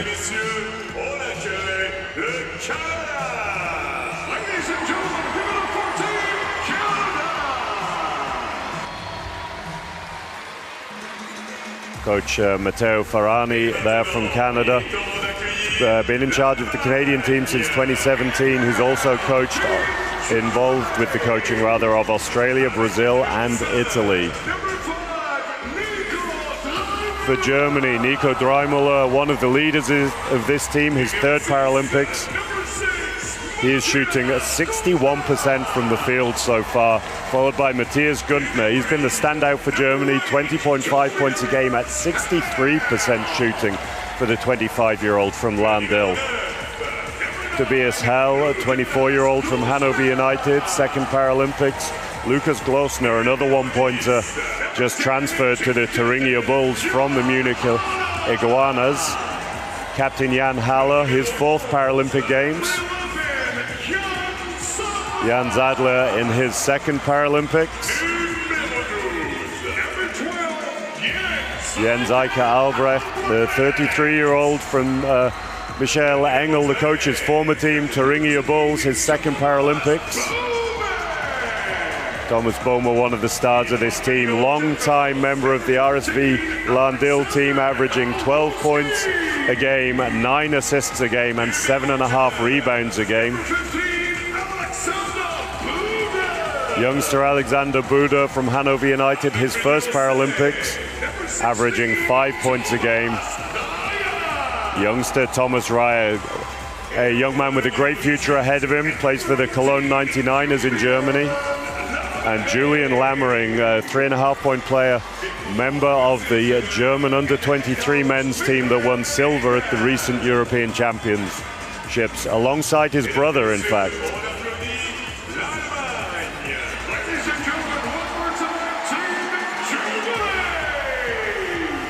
So we're just going to take a minute here to respect the anthems of both teams. Et maintenant, mesdames et messieurs, l'hymne national du Canada. Ladies and gentlemen, the national anthem of Canada.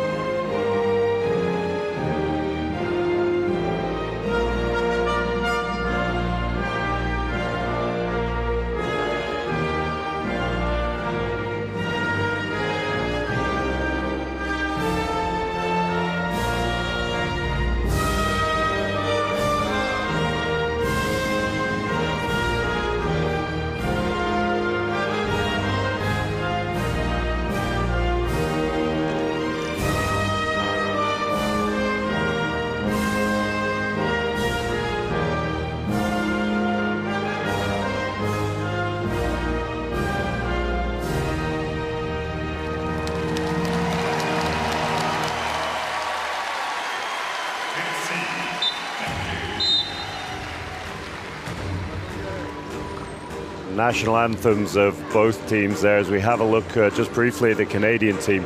Another team with a great balance of youth and experience. Only one guy making his debut at this Paralympics, and that's Reid Dath. Everyone else with at least 2 Paralympics under their belt, but guys like Bo Hedges with 5, Chad Jasmine with 4, Patrick Anderson with 6, absolutely key to this team.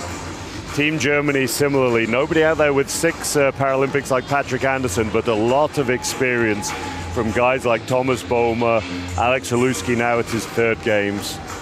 And coach Michael Engel there, former coach of the Thuringia Bulls, still involved in the running of the club. The repechage was his first tournament with the team. Already seeing some of the impact of his work on this squad after some long training preparation events for them out with the team. 3 weeks away at one of their training camps. A long, long time preparing for the intensity that is a Paralympic Games. We see Matthias Guntner there. As I said earlier, one of the absolute standouts of this German team so far. Someone who I think I've mentioned before has early in his career struggled to control the incredible power that he has. He's such a strong, physically strong guy. It seemed over the last year or so he's just managed to harness that power, and he's developed a great touch on his shot as well. We see Patrick Anderson there, 21 points per game for him. He's going to be absolutely key for Canada. Both teams just taking the last few shots before they're called into the benches, and the coaches can have their last words before this this absolutely crucial matchup here in the group. Starting 5 for Canada: Ostapchuk, Dallaire, Higgins, Anderson, Tyler Miller. No great surprises there. And for Germany, the same starters that we've seen through a lot of these games: Dreimuller, the rookie Glosner, Boehmer, Haluski as well starting. Very, very used to that. And Alexander Buddha, the absolutely huge 3.5 player. Seen some strapping on the shoulder of Buddha. He took a hard foul towards the end of one of the earlier games. See if that impacts him at all today.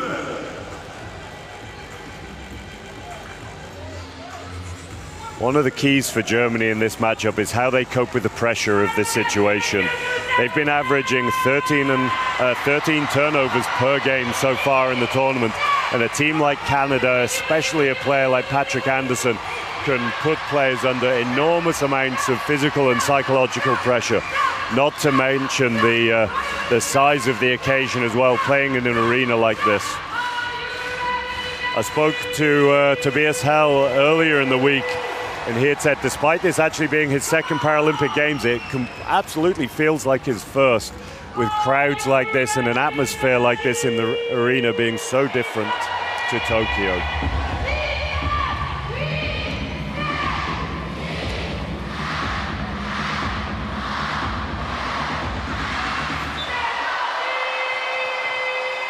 We are underway here in the Versailles Arena, this men's wheelchair basketball matchup between Canada and Germany. Higgins is behind the line for 3. He opens up with it. It's good. Just short. It looked like that was missed there, but just rattled in. That'll do his confidence a world of good. He's been shooting fantastically in this tournament, but key to start the game well. 2-man game between Buddha and Boehmer early.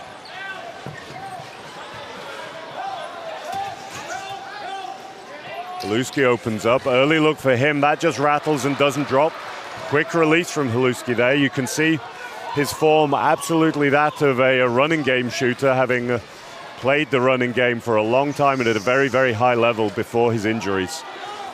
Higgins opens up for another 3, knocks that down. 6 unanswered points and a timeout already inside the first minute for Coach Engel. He has got his hands on his hips. He is not going to be thrilled with that reaction from his team. Bring them in. Frustrated look on the face of Coach Engel there. They know what a threat Colin Higgins is from behind the 3-point line.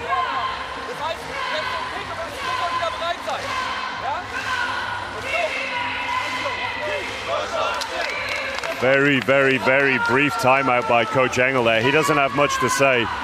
He just needs his team to switch on to these opportunities. They're so focused on, as you could see there, Anderson driving inside. They forget about Higgins. Doesn't have a name like Anderson, but he's been absolutely key in Canada's results so far here. Averaging 26 a game and shooting fantastically from the three-point line.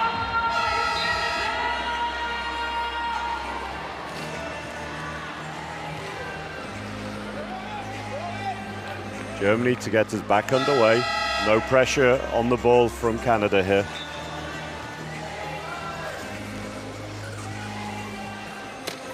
Reimuller brings the ball up.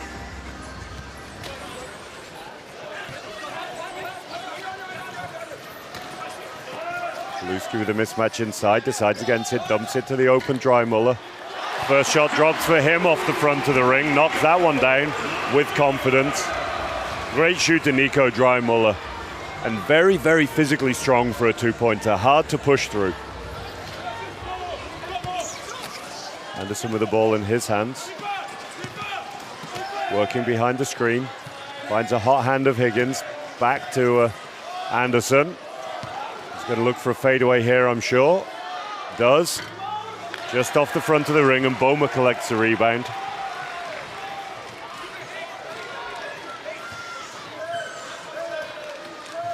Lewski behind Buddha's screen this time. Pick and roll by the two giant Germans. Lewski drives. Can't get around Dallaire though. This one just comes off the front of the ring, doesn't drop either. So I was saying about the three-point shooting of Higgins that Germany is switching on to now with Boma. He is shooting, coming into this game, 4 of 11 from three.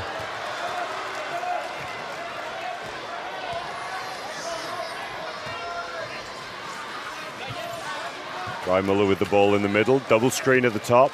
Boma drives to the key, can't find him though. Lewski behind the screen, open screen shot for him. This one just rattles off the glass. 0 of 3 to start the game from the German shooter. He's a very, very confident player though. He knows exactly what his strengths are. He'll keep taking those shots, I'm sure. Anderson behind the three, pulls back out, threatens it, chased by Lewski. Kick to Higgins behind the screen. Strong screen from Tyler Miller, creating that shot for Higgins there. Higgins will get all the stats for knocking that shot down, but the effective screen by Miller here that I'm sure we're just going to see in the replay, not allowing the easy jump from Germany, and that shot's knocked down. Boma just short with that one. 8-2 lead early for Canada here. Higgins drives. Smart foul by Glosner. He knew that he was outpaced by Higgins there. Could have got there early perhaps, didn't, and knew he had to foul him. He just had to take away the layup. Great job by the German rookie.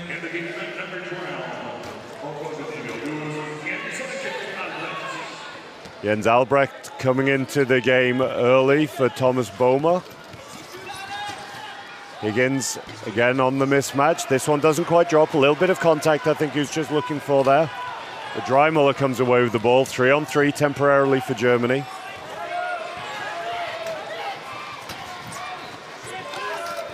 Fed inside by Reimuller to Albrecht. Stolen by Higgins, but he goes out of bounds. Albrecht's someone who's not necessarily a volume scorer in the way Thomas Boma is, but someone who's very physically strong and an incredible defensive player. Someone who maybe Germany are going to use to try and stop Higgins here. Glosner with a strong screen for Reimuller. Shot doesn't quite drop. Great team rebound there for Germany. 3 of the players all hustling to get hold of it.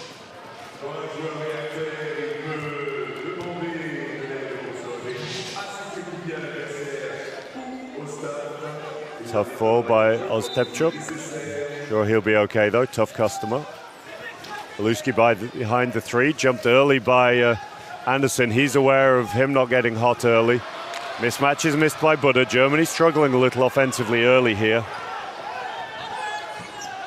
Ball kicked by Anderson to Higgins, feeds it back inside to Anderson. Comfortable mismatch for him, knocks that down and the and one. Just thanks the referee for that call. Not always easy to see these calls when there's a lot of chairs and bodies in the way.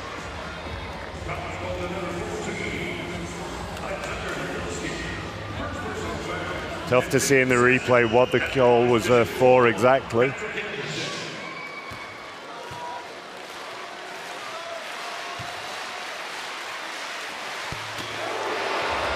Anderson's free throw arc very, very flat there, but he has such good touch, such good coordination that it doesn't matter. Germany breaking here, Buddha's inside, found, decides against the fadeaway. Tip for young basketball players there, if you're able to receive that ball with one hand, keep the other hand on the wheel, it's a lot harder for the defensive player to push you out of position like that, as that shot just doesn't quite drop for Dreimuller. Well boxed out by Higgins, doesn't let Albrecht get the offensive rebound.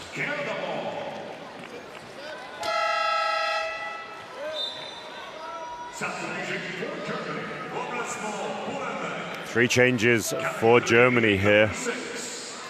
Top scorer Matthias Günther comes into the game early. Germany unable to get Alex Haluski going. Tommy Boehmer checking back in as well, alongside Tobias Hell. Alex Buddha taking a seat here as well, alongside Lukas Glosner.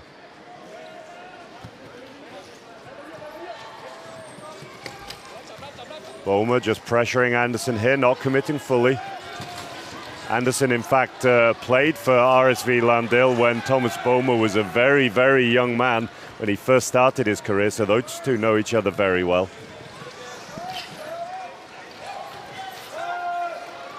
Passed inside to Günther on the mismatch. His first one he knocks down. As I said earlier, he's shooting 63% from this tournament. Unbelievable from the big man. As predicted, Albrecht is chasing Higgins here. Shot from the middle, doesn't drop for Canada. Rebound for Günther. Canada aware of the danger Günther poses. They're back picking him out of the game at the moment. It's happily playing 3-on-3 here, Canada. This press on Günther, not necessarily taking him out of the offense completely, but making him work harder to get there. Taking his arms away. That one just doesn't drop off the glass. Tough shot for Günther, a little outside his comfortable range. Tries to pressure the pass from Higgins. Anderson missing the shot, but picks up his own rebound, knocks it down.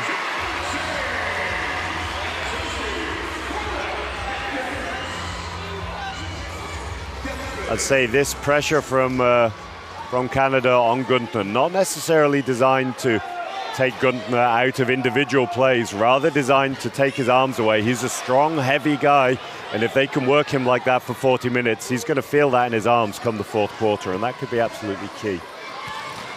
Higgins, semi-open behind the three, doesn't pull the trigger. Anderson might though, doesn't. Finds Higgins, mismatched over Haller. Not the easiest mismatch in the world, Jan Haller. Very, very, very long arms, despite not being the tallest in his chair. Surprised a few players over the years with the length of his arms. Boehmer again feeding Günther, under pressure from Anderson. Draws the foul, he'll go to the line. Germany at the repechage tournament was shooting 71.7% from the free throw line. Led the tournament there. So far though in this tournament, just 46%, something they've struggled with. That first one's good though from Günther.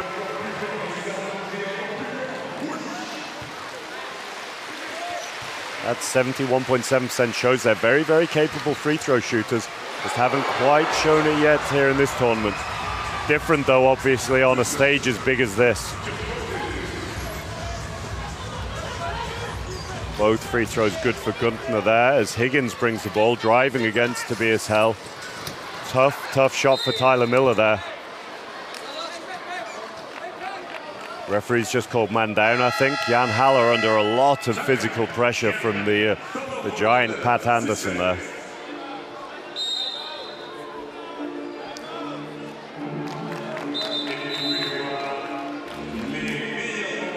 Timeout called by Canada here. Nothing to worry about too much from Canada's perspective, but they'll want to talk through this change of lineup.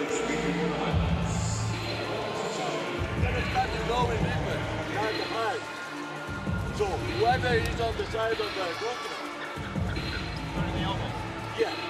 Okay. So whoever of you is on the side of continent, you can match up early. Okay. And it's going to be easier to have the score going under. Okay. That's what we saw. We made the last play was very good. Offense, base. Hey, don't get tempted by the cats, especially the cat in the middle. That's very huge. They're very nice to cut him.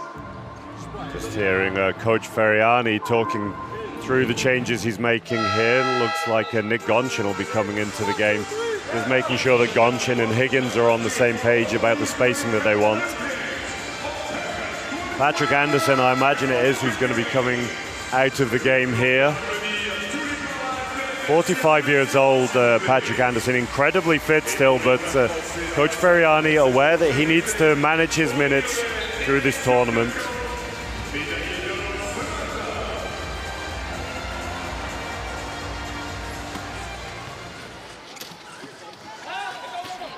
Bowman not looking to pull any threes yet this game, not looking to get his gun in the game. Very, very patient from the German guard. Good shot from Maddis Gunder, doesn't quite drop. That's a shot that Germany will want him taking though, the percentage he's been shooting at so far. Good high line here by Germany, not giving up any easy cuts.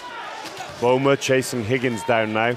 Boehmer and Albrecht on the side, neither of them the tallest, but both very, very good in their chairs, capable of pushing a defensive side out so they don't give up a mismatch. Haller with the ball in the middle, finds Guntner inside. Off balance mismatch for him there, just a little turned in his chair. He likes to shoot very square to the basket, and he was just sideways on a bit there. Hits the deck hard, the big man. Ostapchuk underneath, loses control of it, can't get it to drop. Big rebound though by Tyler Miller, gets it recycled. Another offense here for Canada. Higgins pulls the three, and this one's just long. Another rebound by Guntner, and Boehmer comes away with the ball. Hard foul, Guntner hits the deck here. Delaire puts his hand up, say, yep, that was mine. Foul was called on Gonchin though. Delaire trying to bail his teammate out of that one.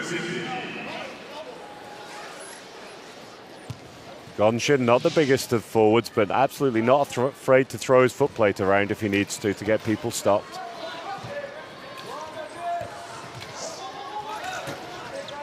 Hell and Guntner working together to get the mismatch. That means that Albrecht gets a cut. Tough pass over the shoulder. Reverse doesn't finish.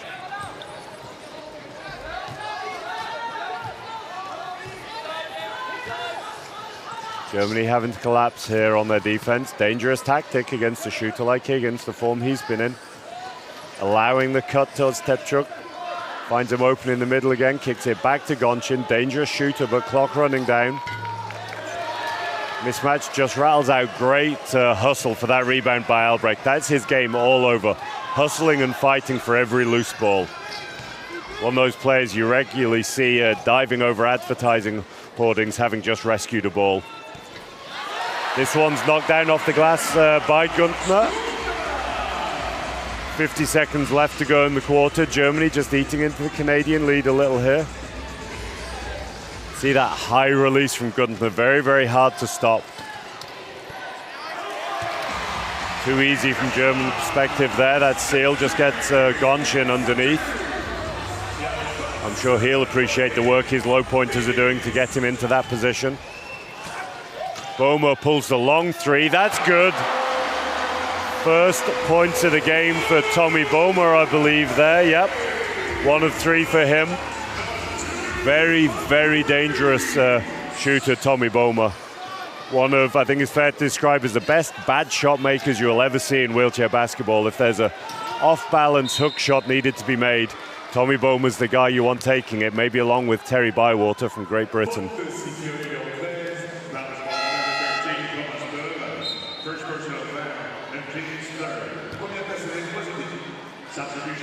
First foul though by Boehmer. Ostapchuk is at the line.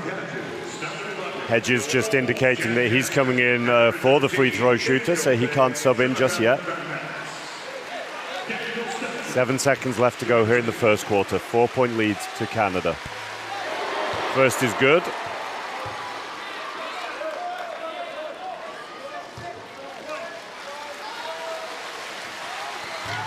Second just short. Rebound by Germany. Tommy Boehmer pushing the floor, using his speed. Clock running down. Another three. Just misses off the glass. That's a good look for Thomas Boehmer there, showing his acceleration just to burst down the court. Only 7 seconds when they got that rebound. He gets all the way down for the open three, though. Under pressure.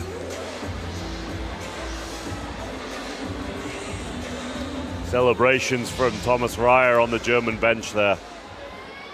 So Canada lead after the first quarter, 16 points to 11. They went on an early run against Germany here, but Coach Engel, the one thing he's really worked on is the mental toughness of this team. Showed it there to come back already. Germany shooting 24% from the field. They're going to have to pick that up if they want to get a foothold in this game.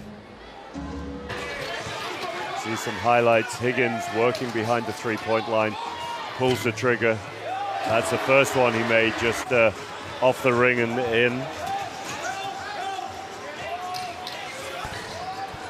Early shots from Alex Haluski, not dropping though, but he's a very, very dangerous shooter, someone that Canada will know they can't let go.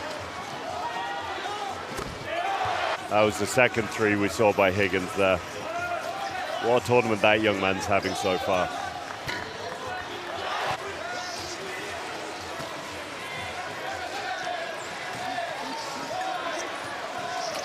Higgins showing his versatility, working behind the screen as well. Patrick Anderson gives himself a bit of a talking to from the free throw adult line, knocks the second down. And there we see, we talked about that earlier, the high release on the shot from Matthias Guntner. With such a high elbow on his shot, it's really, really hard for anyone outside real giants of the game to pressure his shot. So it might look as if somebody's matching him up, but he's got such a high release, it's very difficult to stop.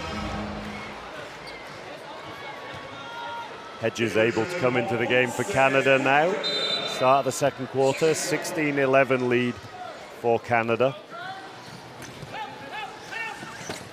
Change of lineup for Germany here. Running without a three-pointer at the minute, running the double-two lineup with the two bigs, Haluski and Guntner. Haller feeds it inside to Guntner. This one doesn't drop over Higgins. Higgins extending all the way to pressure that shot. This new lineup from Germany here just gives Canada something else to think about. They spend a lot of their time playing with just one real 4.5, like one real center in Haluski and Guntner, using Alex Butter as the 3.5 or running double three with Albrecht and Boehmer. This double 4.5 lineup just changes things. Slightly less maneuverable, slightly less explosive from a German perspective without Boehmer and or Albrecht on the court, but the size of the sort of twin towers of Haluski and Guntner, tough to deal with for teams.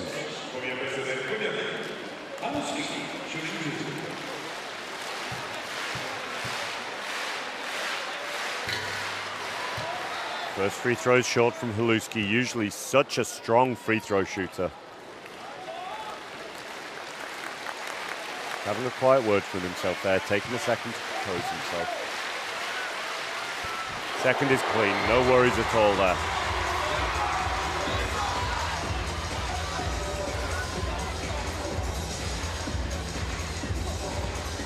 Higgins outside the three-point line, jumped early by Dreimuller now. He does well to get a tip on the ball. Just asking the referee if there's a traveling violation by Higgins there. Might just be trying to get the referee to be aware of that for other situations later in the game. Open shot in the middle for Jasmine, doesn't drop. That's a position he likes though. Not known as a prolific scorer, but that free throw shot is definitely a preferred shot of his.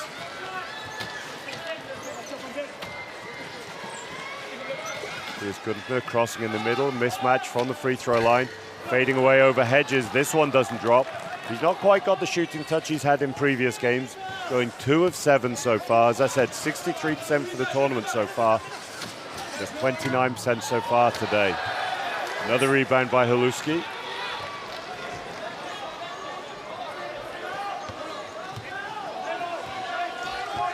Germany working to find the mismatches here.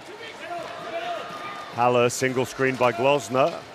Haller pulls that one, just pulls his shot a little bit. You can see normally Haller a very, very efficient shooter from the baseline and the middle, historically at least, but the shot just looked a little rushed and a little snatched there. He didn't follow all the way through.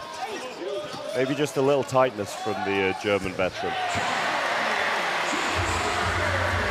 Chad Jasmine knocking that one down from the middle. As I said, a position that he definitely likes. Trusted by his teammate Higgins to take that one.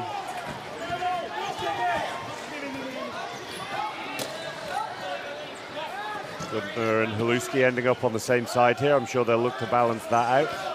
Gudner again matched up over hedges.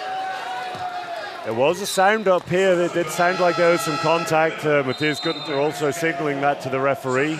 No call though.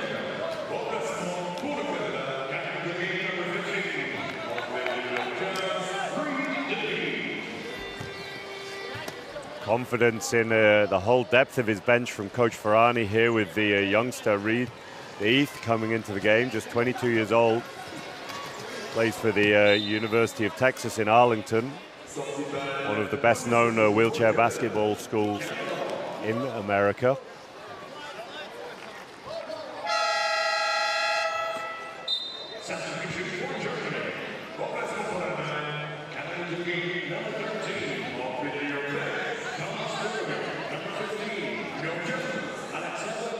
Next lineup change from Coach Engel here.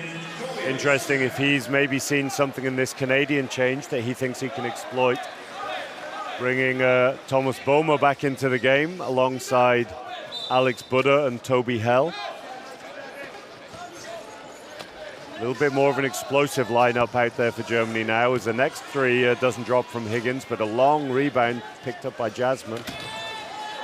Gath opens up and he knocks down a three. Confidence from the young man there. Not seen many minutes in the tournament so far. Not necessarily a guy who'll be on the German scouting list as a three-point shooter. Knocks that one down. Apologies to any lip readers out there for the Canadian celebrations.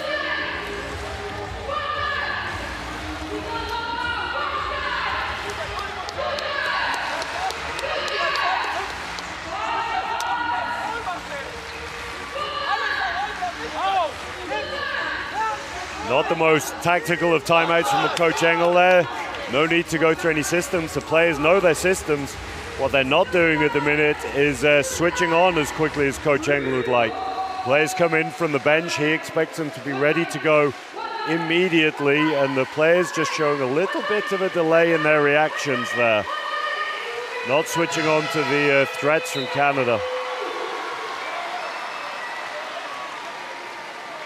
You just see some of the earlier threes in the game from Higgins there.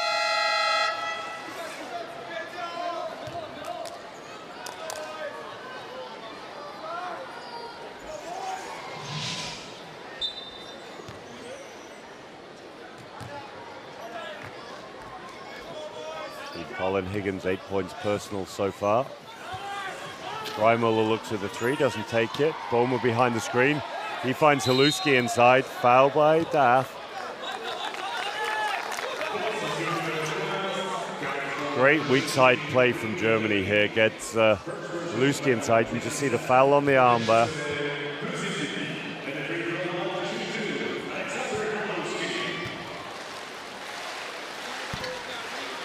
First rattles out again from Haluski. Again, very, very capable, very confident three-point free throw shooter.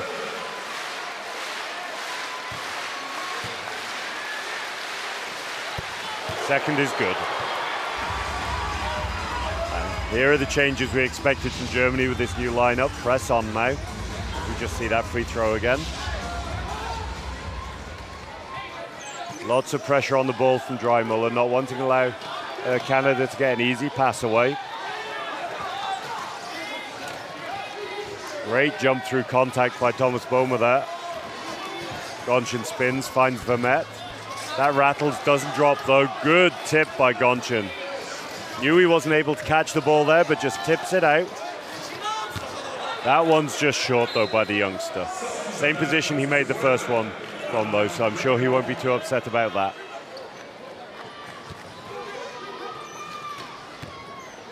Inbounded by Haluski to Boma. Dreimuller open for three, doesn't take it. Pick and roll though, triple switch by Canada. Works into Boma, he's got a pick and roll game with Hell. Haluski opens up just off the back of the ring there, and we see Coach Engel calling for the next sub, and that's going to be Matthias Guntner stepping back into the game for Alex Haluski. That's a great strength of Team Germany in the 4-5 position here. They have three very, very strong 4-5s in Guntner, Haluski and Ryer, as we just see that chop made for Canada.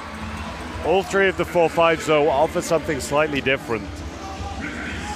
Haluski plays more as a guard, very, very strong from outside. It's a nice shot from Dreimuller in the middle there. Guntner has some range, but is more of a traditional center, works hard to get inside, around the key and finish off. And Thomas Ryer, a bit younger, a bit less experienced than the other two, but capable of doing a little bit of both. Dangerous from three, but also big and likes to get inside. Strong finish by Hedges there.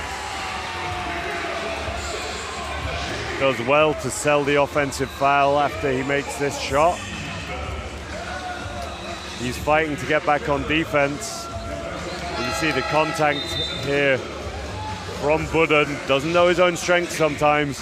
Just took out Hedges with his foot plate. That'll be another offense to Canada, and that's the last thing Germany need at the moment. Canada being very, very efficient, and Germany do not need to give them extra offenses. Gonchin threatening for three, driving, good pick and roll game. Jasmine open again, knocks another down. Good shooting from him so far today from the middle. He's shoot 2 of 3.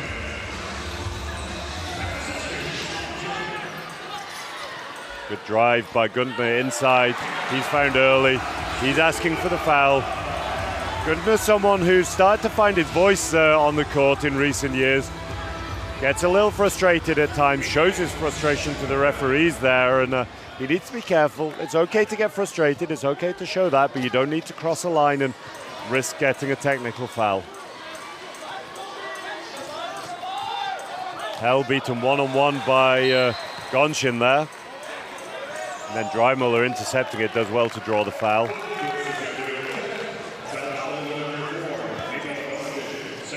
That is Canada's first turnover of the day after 16 minutes. Very safe passing from them.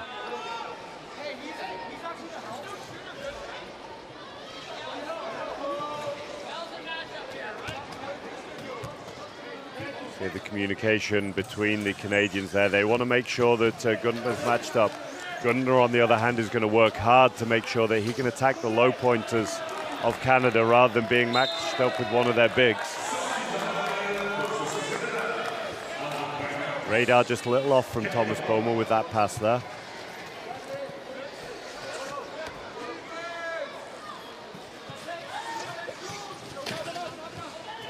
Gonchin not really shown it this tournament yet, but a very capable three-point shooter. Pulls the very long three there and knocks that one down.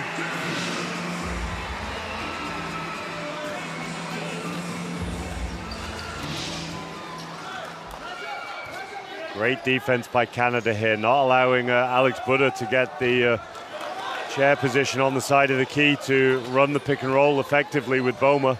Three for Dreimuller doesn't drop. Smart by Gonchin there. You can see Matthias Guntner coming, just turns into him, you see here. Turns in, draws the contact, sells it nice and dramatically just to make sure the referee sees it as well.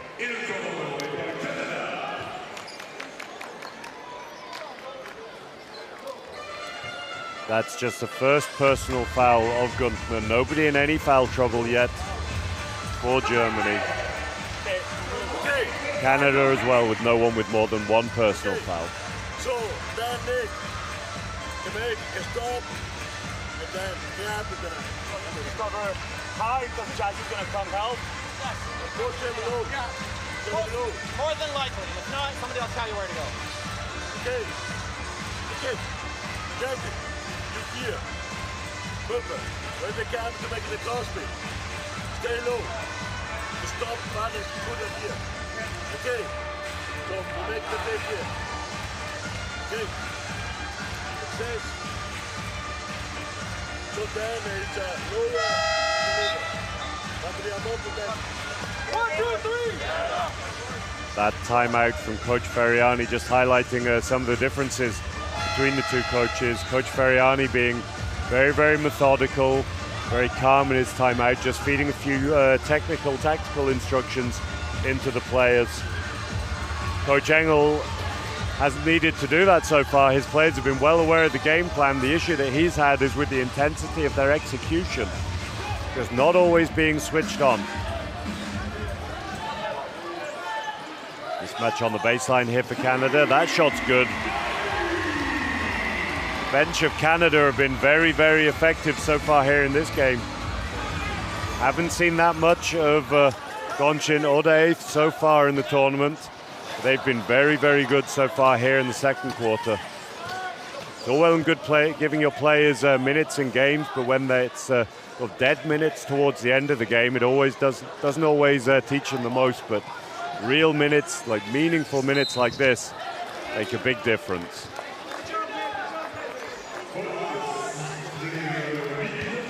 Smart foul by Hell there. Again, knows that he's beaten, just has to dig his foot plate in. Similar to Lucas Glosner earlier in the game. Speaking of Lucas Glosner, we see him check back into the game. Again, good variation in the German one-pointers. Lucas Glosner, not quite as quick as Tobias Hell, but a little longer, bigger human, able to pressure shots a little more. See him backing up here, trying to take that shot away. Rebound by Boma. Buddha looking to break the side down, but Gonchin pushing with him. Boma trying to draw the foul, nothing giving though. Again, veteran move there by Gonchin. Buddha saying there's nowhere for me to go, I'm just standing there. You can see Gonchin just aware, turns really hard across the footplate of Buddha. Not a lot that he could do, just hanging in the contact there, jumping his chair. Real veteran move. Something that, again, doesn't necessarily have a big impact immediately in the game, but that foul has put Team Germany in foul trouble. So that means that any defensive fouls from here on out will be free throws for Canada, and those free throws can add up as games go on. Those personal fouls add up, means players need to defend differently. Not something that impacts immediately, but can have an impact as the game goes on. Tommy Boma driving the lane. Layup doesn't quite drop, but he'll go to the line. Another very, very dangerous free throw shooter for Germany. Nico Dreimler in the background, just giving his team a bit of a talking to, just making sure they're all on the same page. Alex Buddha checks out and Jens Albrecht comes back into the game as Buddha's about to take these free throws. Again, slight tactical change from Team Germany here. The first free throw is good from Boma. That'll do him good, just seeing the ball go in. Jens Albrecht, nowhere near as big as the giant Alex Buddha, but very, very quick, very tenacious defender, cuts really well on offense, finishes well through contact. So Coach Engel not afraid to play under points here with just 13.5 points on the court. Wheelchair basketball, you're allowed 14 classification points on the court at any one time, with players varying between 4.5 and 1 point. So that's a tactical decision from the coach what your balance of points are. Those classification points refer to the impairment and the impact that has on the function of the players. That three just short from Gonchin there. Rebound picked up though for Canada. Dreimler confused as to what it is he's done wrong there. Canadian player just running up the wheel of Dreimler, and that's what we talked about. Those two smart fouls that Gonchin drew earlier had no impact in those possessions, but they've meant that Canada have 2 free throws now when they're in a position where it didn't look like they would necessarily get a shot off.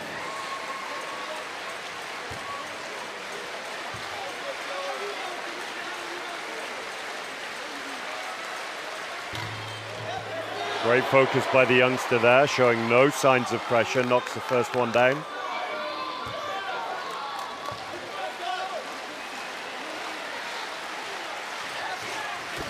Second is good too, and he's out to 9 points personal already here in the game. 9 quick fire points in 5.5 minutes for Reed Day.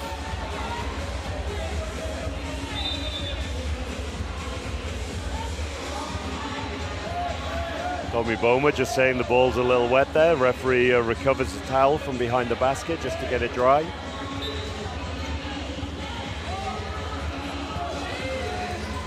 Back pick from Germany has meant that Canada are pressing here, and Germany breaking down the floor, 4-on-4 temporarily. Boehmer out behind 3. Canada don't look to jump him. There's that cut from Albrecht. Shot just doesn't drop off the glass though. Little off balance there, the German three-pointer. Very high defense from Matthias Guntner here. Open shot in the middle. This one's knocked down from Canada. That's been one of the stories of the game so far. They're not adding huge numbers, but Germany leaving the one-pointers of Canada wide open in the middle, and they're knocking their shots down. Lee Melimik, sorry, it was making that one there. He's on 2 points personal. Chad Jasmine with 4 points.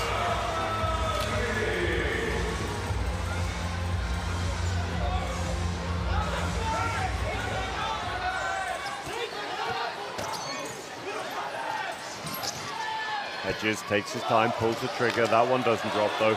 A 2-for-1 play by Hedges. They knew if he got that shot off, there'd still be enough time left after Germany's offense for Canada to get another look. Bomo, the long 3. This one just rattles out. Knew that Gunther was in good rebounding position though. Canada just questioning that call there. Smart play by Boehmer, knows that Germany are in a bit of a hole, need a 3 potentially, and knows that his teammate, the giant Gunther, is in great rebounding position to pick that one up. First free throw rattles in by Gunther. Key free throw for Germany here as they're looking to eat into Canada's lead.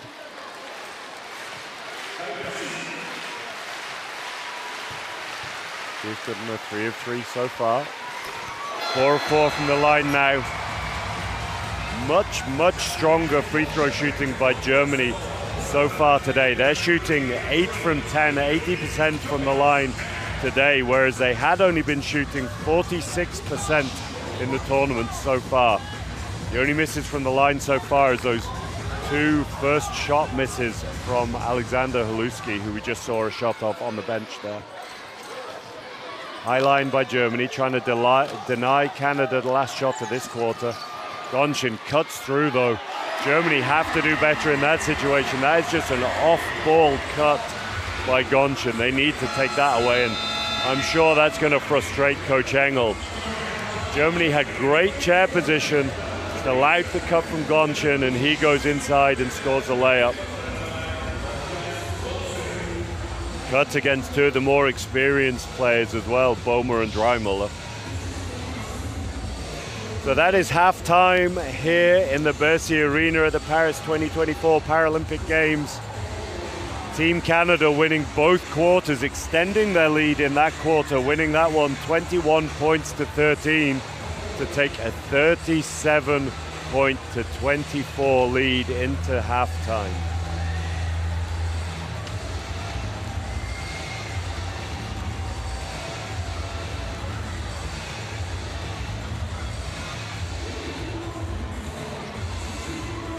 Quick look at the statistics here. Germany still with a very low field goal percentage, just 23, but 80% from the line. Both teams doing well to limit their turnovers. 1 for Canada, 2 for Germany. But Canada have got 4 points from the 2 turnovers they've forced from Germany, while Germany are yet to score out of a turnover. Quick look at the individual statistics while we see some highlights here. Matthias Gunther for Germany on 10 points, 3 of 10 shooting for him. He was 63% from the field coming into this game. struggling so far today. Thomas Boehmer with 8 points, 2 of 5 from the three-point line for him. Team Canada on the other hand with a great spread of scoring so far. Reed Day, 9 points in just 7.5 minutes. 5 points for Patrick Anderson, 4 for Jasmine, 2 for Melly Mick, 8 for Higgins, 6 for Gonchan, 2 for Hedges, 1 point so far for Ostapchuk. Really, really difficult to stop when a team has a scoring spread like that. Particularly, as I said, not scoring in big numbers from the middle, but the one-pointers, as we see Melly Mick knock down his shot from the middle. Very, very efficient scoring from the middle from the 2 Canadian one-pointers. We're going to take a short break here at the Bercy Arena. Canada leading in this men's wheelchair basketball match, 37 points to 24.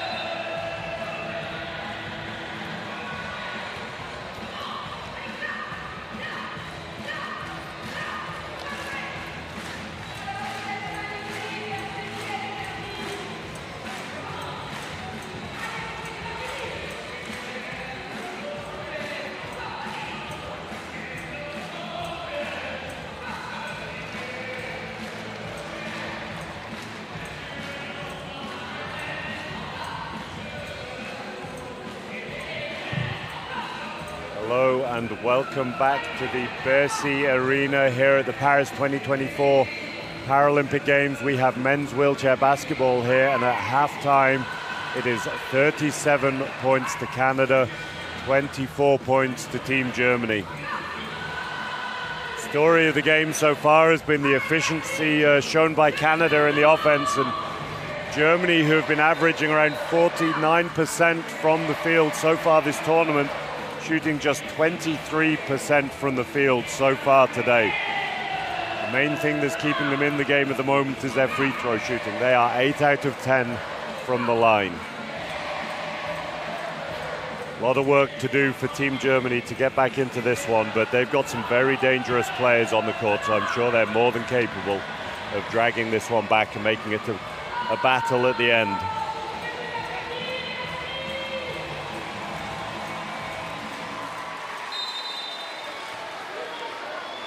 Ball to be inbounded by Canada as we see Patrick Anderson back in the game. He got a nice long rest in that second quarter. I'm sure he'll be fresh and ready to go. Threatens, pulls the trigger, and there we go. First point of this half from Anderson. Talked about it before, but the difference with Anderson to so many other forwards is he's incredibly long arms on him. Really lots of fast twitch movements. There's not these long pushes that you see from a lot of forwards. Very explosive, very twitchy in his movements, and that makes him very, very difficult to guard. Pass into Boma, under pressure there, throws that one up, doesn't get it to drop. Tipped by Buddha. Anderson comes away with the rebound.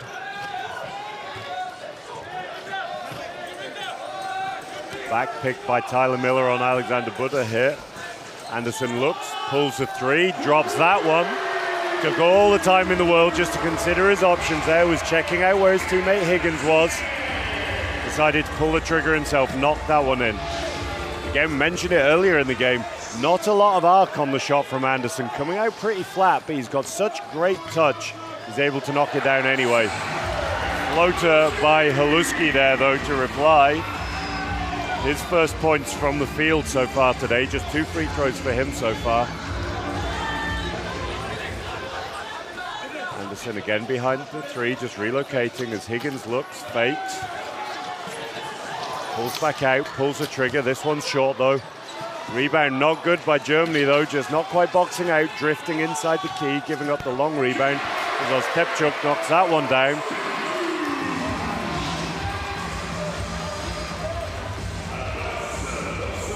Canada have been really efficient knocking that shot down from the middle today. Germany having to work hard to triple switch. That tends to leave the middle open for the shot. But Dreimuller feeds it inside. Haluski wide open underneath there.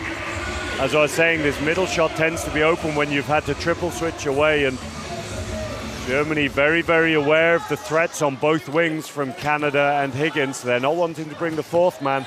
That leaves the middle open. The Canada knocking that shot down as well. Hard to stop as Higgins scores another. Sometimes a case of picking your poison for Germany. And it's difficult when Canada are making shots from all over the court, then difficult to know which is the best one to give up. Dreimuller in the middle now, he pulls the trigger. This one just rolls out though.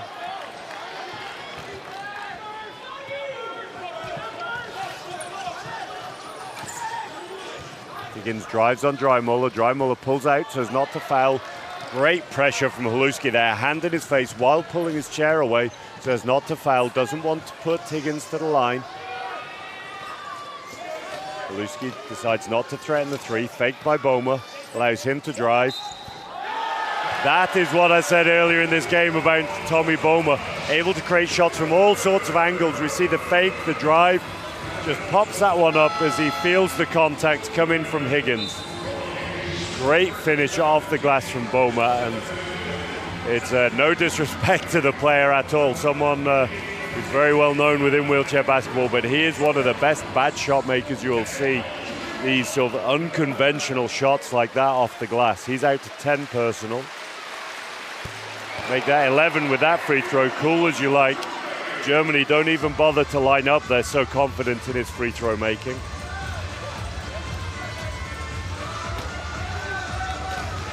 Higgins looks at three again, jumps by Haluski, rotates the ball to the middle. There's that shooting from the middle. Germany triple switch. Canada, they have guys who aren't known as being volume scorers sitting in the middle there. It's the right shot for Germany to give up, but today Canada are making them.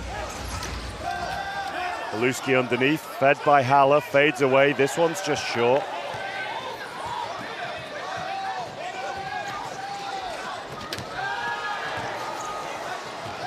Germany calling for the foul in transition. Interesting to see what the referee's called here. He's initially just called a foul. Haller being beaten across the baseline and wraps his arm all the way around the Canadian player. You see that again here, wrapping it all the way around. Not an aggressive movement at all, but one he just needs to be a bit careful. A lot of these calls are subjective as to whether it's just a personal foul or an unsportsmanlike, and Haller did well to tread the line there. Higgins knocks that free throw down. He's out to 13 personal so far today. Efficient free throw shooting from Canada as well. They're on 5 of 6 so far. Matching Germany's 9 of 11. Boma threatens a three, drives, explodes there. Haller open. That one doesn't drop for him, struggling to find his range at the minute. Single screen by Glossner there is doing a very good job, not allowing the jump. Canada putting their efforts into helping elsewhere. Giving up that shot from Haller happily at the moment, but he's someone who can run hot, so Canada will need to be aware they might need to change that up. Foul was on Haluski there, I believe. We're going to have a timeout before we see these free throws from Higgins.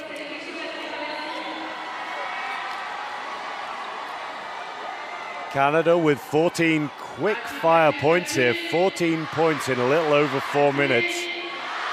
Wheelchair basketball, if you're conceding more than 16 points a quarter, then you're going to be struggling to get the win, and 14 points in a little over 4 minutes is tough to stop. Some dejected faces on the German bench there. It's when you can come out to stop him. Okay. Go, good job. I told you not to come to my this side, so you can stop in the middle. Difference in the Canadian timeout there, you're seeing just how focused they are, very calm. Naturally with a 20-point lead here with 15:44 left to go in the game. Applause from the German bench. Germany out and ready. Canada taking their time, they're not in a rush.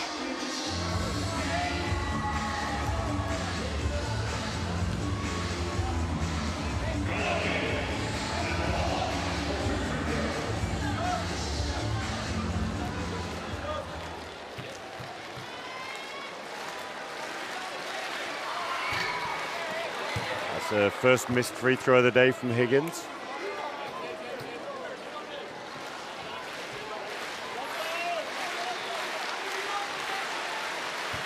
Great graphic there, just showing he's 11 of 15 for the tournament so far. Good free throw shooting from the Canadian big man. Knocks that one down as well. 2 of 3 for the day.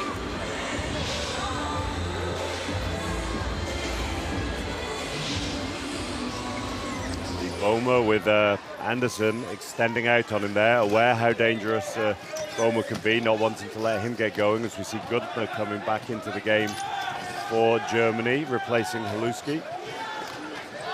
Albrecht coming in as well to replace Buddha. Big three from Matthias Gunther there. He's been working on his threes, but definitely not like that. End of the shot clock, throws it up. Knocks it in off the glass though. Unconventional, it's fair to say. Replay just means we missed that missed shot there from Canada. The Germany ball as Albrecht inbounds to Boma.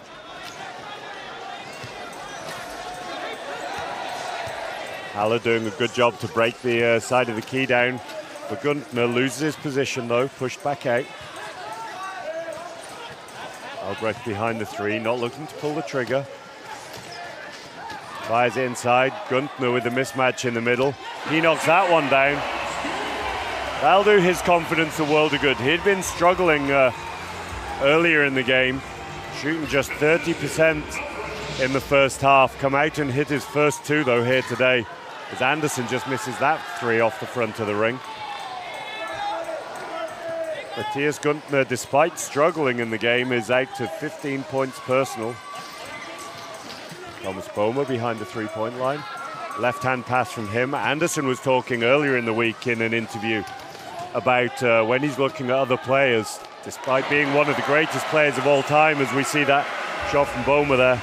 So saying Anderson, one of the greatest of all time, if not the greatest, there are still younger players in the game that he looks to and admires and works on, and the weak hand passing of Tommy Boma is one of the things that he mentioned.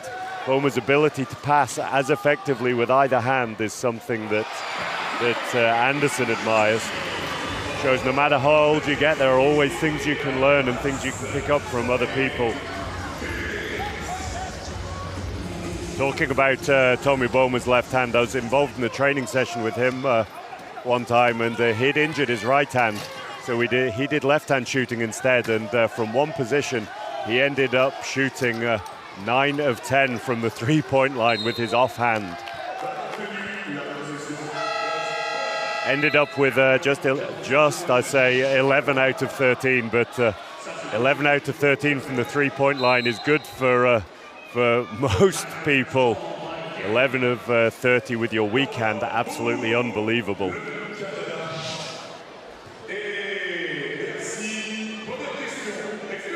Timeout for Canada here. They're just looking to make some changes, perhaps. Just 1 second now. You have to make a strong defensive table. Offense, you need to slow down a little bit. But you can take a good opportunity. That's the last one. Okay, go, guard, let's get the pass. Now, okay, communicate the message. That's why I want also you both. Scoota in, alors. Scoota. Okay. Canadian timeout there, just talking through. They want to take their time in the offense. They don't want to rush their shots too much. They know that the clock is in their favor. 16-point lead for Canada, one that can definitely be eaten into. but one where they want to be aware that they can use the shot clock a little to their advantage. Also, Coach Ferriani there using his fluency in 5 different languages. Another 3, very similar to the other one from Gunther, under a lot of pressure. This one just rattles and rims out. As I was saying, Coach Ferriani speaks 5 languages and using them to affect timeouts in both English and French from the Canadian coach.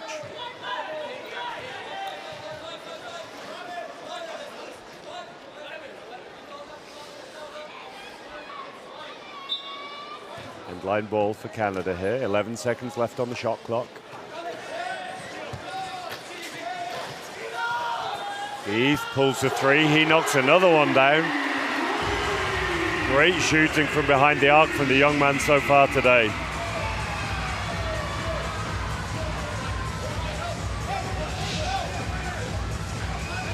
He is now 2 of 4 from behind the 3-point line. Canada doing well to match up with Matthias Gunther. That was part of their timeout, not wanting to give him easy mismatches. Fading away a bit, he can't quite knock that one down. Germany back to their double big lineup now. You can see the 2-4-5s out there. Anderson draws a foul for the and one play there. Just driving through the foot plates of Jens Albrecht it was there. Knocks that one down off the glass through the contact. At the moment, it just seems whenever Germany have a run, whenever they make a change, it looks like they might get a foothold in this game. Canada have the answer at the moment, showing great variability here.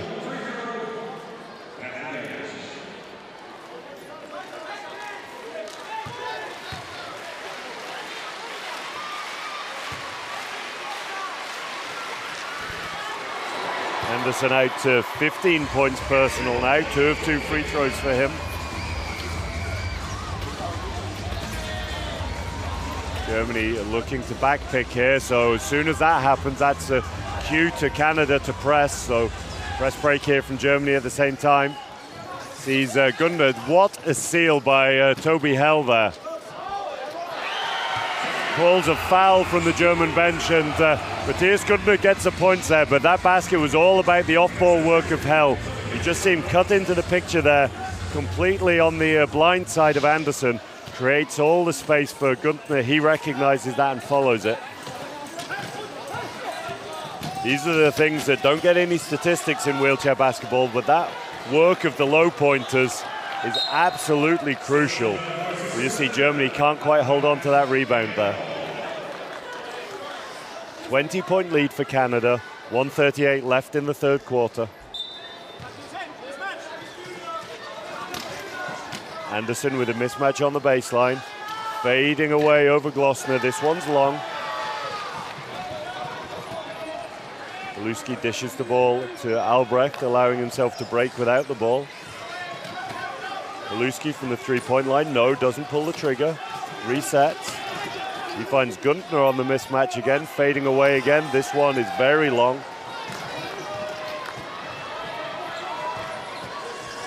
Gunther pressuring Anderson full court, but the maneuverability of the veteran just gets the better of Gunther there. Shot by Ostapchuk from the outside. Again, knows that Anderson's in a rebounding position though. Picks it up and there's a foul on the floor here, I think. Be interesting to see if Anderson goes to the line or if that was on the free throws. On the rebound, sorry. It looks from that replay like it was on the shot. Second timeout of this half by Team Germany, and they're in foul trouble now. 14 fouls from Team Germany. Next one, and it will be free throws.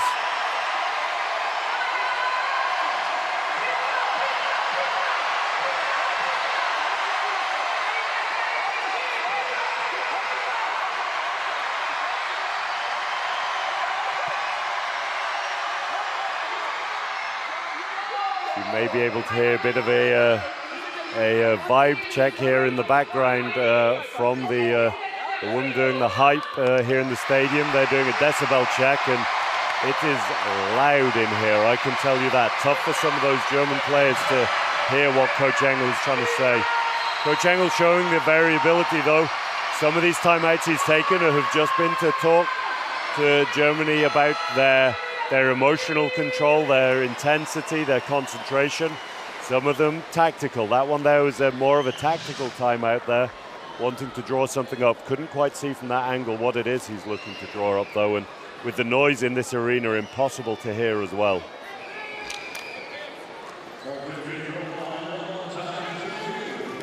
Will be Anderson for 2 free throws here. Next one's good from him. Very, very good free throw shooting as ever. Chattering away to himself there. This one's good as well.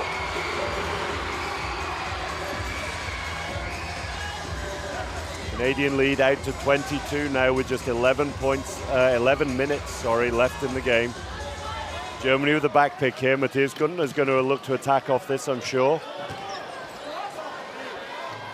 Canada so focused on Günther's potential attack from the man out that it just opens the lane up for Albrecht. He drives through there. Said earlier how dangerous he can be on those drives. Very, very explosive, the man from the Thuringia Bulls. Stepchuk open in the middle. This one doesn't drop. Canada taking their time though with this. 13-second differential. Mismatch is good from De Yves.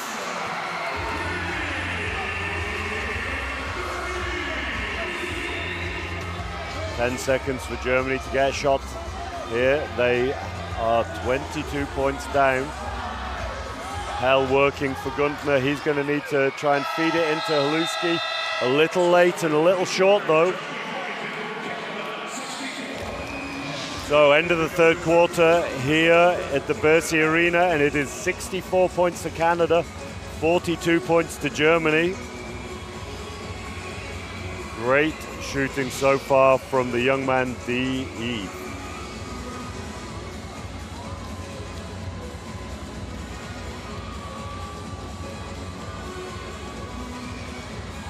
Take a look at their team statistics here. Germany able to up that shooting percentage, but only to 33%. Still not going to be enough to win them this game. They've also taken 9 less shots than Team Canada. Something that has a big impact in the game. The number of shots, obviously, you can take. You can have a great shooting game, which Germany aren't so far today, but if you can have a great shooting game, but if you don't get enough volume either, then you are going to be in trouble. Just see that floater there from Haluski rattling in. He's struggled a little so far today. Alexander Haluski, the man originally from Belarus. He just has 6 points personal so far, 2 of 7 from the field.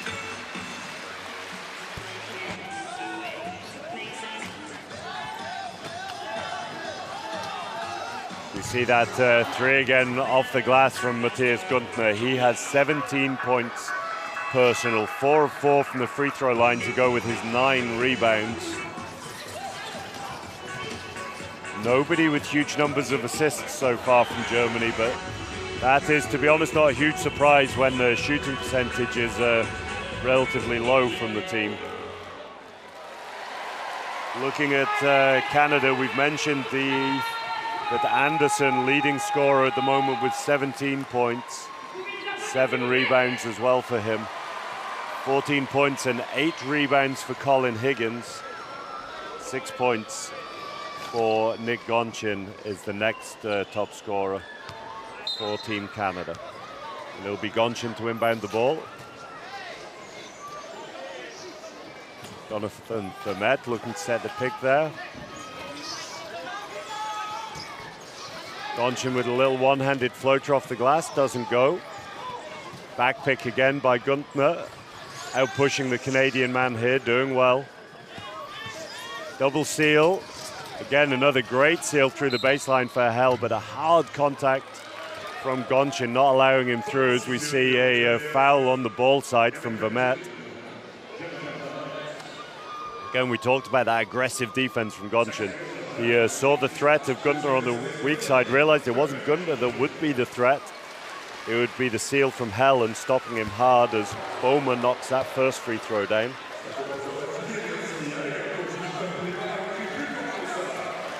Boma out to 14 points personal. Very calm and collected, 4 of 4 from the line so far. Next one's good too, 5 of 5 for him today. Much better free throw shooting from Germany so far today. They're shooting an incredibly consistent 11 of 13. They were previously just 46% in the tournament. Another 3, this one just short, as we see Jan Zadler pick up that rebound for his first minutes of the game, and not very many minutes so far this tournament for Zadler. Boma drives through the lane. Bo Hedges just switching off for a second there. Just holds his hand up in apology. That should have been his man. He was too focused on the cut that Zadler was making. Zadler gets beaten here by Gonchin. Help has to come. That leaves Jasmine open. He knocks that down.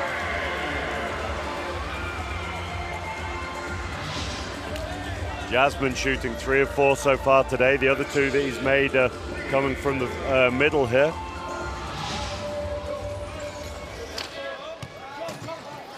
Boma looks for the 3, pulls the trigger. That one just rattles out. That looked good. Board picked up by Matthias Guntner though. Strong pass back out to Boma. Fires it to Haller in the middle, his favorite position. Doesn't take it though. Shot missed by Guntner. Again, struggling, the big man from Germany today. Done so well so far in the tournament.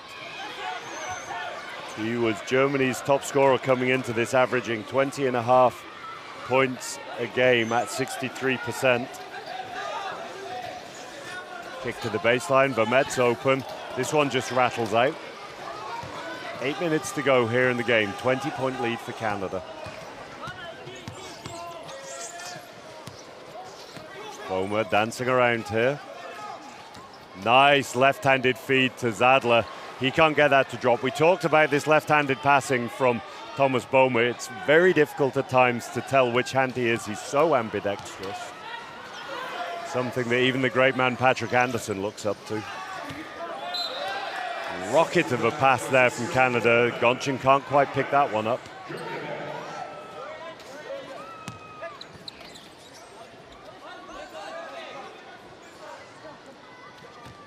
Tommy Boma just calling for someone to come and pick the ball up there. Everyone busy with the back pick, not looking to receive the ball. Boma drives in, frustrated with himself there. Just firing that one in low, not aware of the recovering defense. Slow recovery here from Germany. No real intensity to push back, it seems. Mismatch on the baseline. Well, if you can call it a mismatch over Haller.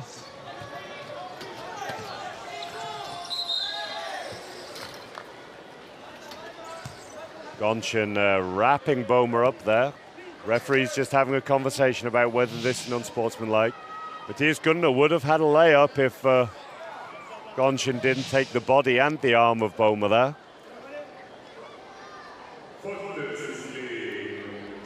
Just on the floor that. Tommy Boma and Matthias Guntner asking why that is.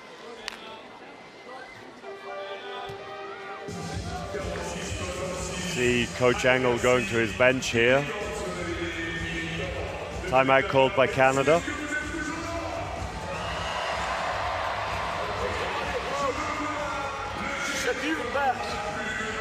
Not the one I think is going. Done. We have time. If it's not there, we're getting help. Just move the ball around. They're always having a shooter. Somebody open up. Hold it. Okay. We have at least 15 seconds, pretty much on every shot clock right now. We're not taking a shot. Okay. 1, 2, 3. Get it up, boys. Veterans words from Bo Hedges there. Just reminding his team that, look, you're going to have at least 15 seconds for every offense here. Take as much time as we can. The clock's their friend. Coach Ferriani just reminding them, secure the passes first. Not trying anything too jazzy, too flashy. Just secure the pass, make sure it gets there, and shooters needing to flare out and look to receive the ball. Thomas Raya into the game for Germany, his first minutes of the day. The real prospect for Germany. He's somebody who, as I said earlier, can do everything in the game. Moves his chair well, shoots well inside and out. Passes inside to Zadler here, foul from behind.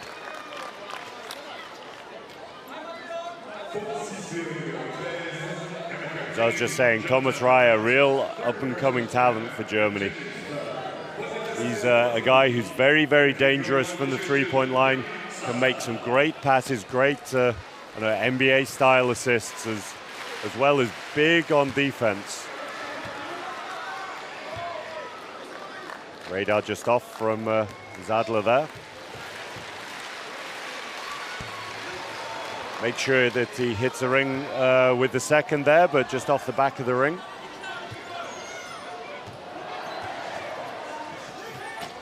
Gonchin pick in the middle there. Drives, takes his time, pulls the trigger, knocks that one down. A little earlier than Canada may have necessarily needed, but he's a shooter and he was feeling it, so Coach Ferriani will be okay with that. Raya breaks it down inside. Albrecht can't find him though, sandwiched between two Canadian players. Albrecht open behind the screen. This one just doesn't drop. High line, you can see calls of Hoch from the German bench just telling the team to set the high line. They don't want to give up any cuts. Zadler just getting picked here. But Met's going to drive to the basket now. That drive opens Hedges up. No call somehow there. Big, hard contact on Hedges, but if that was a tight game, he may have been having a word with the referees, but with a 22-point lead, I'm sure he won't be too concerned. Raya stopping on a dime there. Doesn't threaten the three, driving. Follows held seal, doesn't. Pulls up outside, pulls the trigger. Just snatches at the shot a little there rather than following all the way through.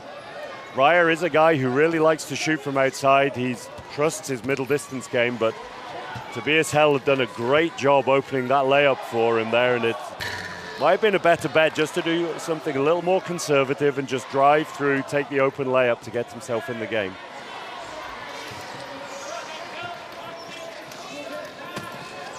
Haller feeds Raya in the pick and roll game this time with Zadler. Doesn't take it. Haller half open in the middle. Pass gets tipped. Shot clock running down. Albrecht will need to pull the trigger. Does. This one just comes off the ring. Doesn't quite drop. Looked like it might.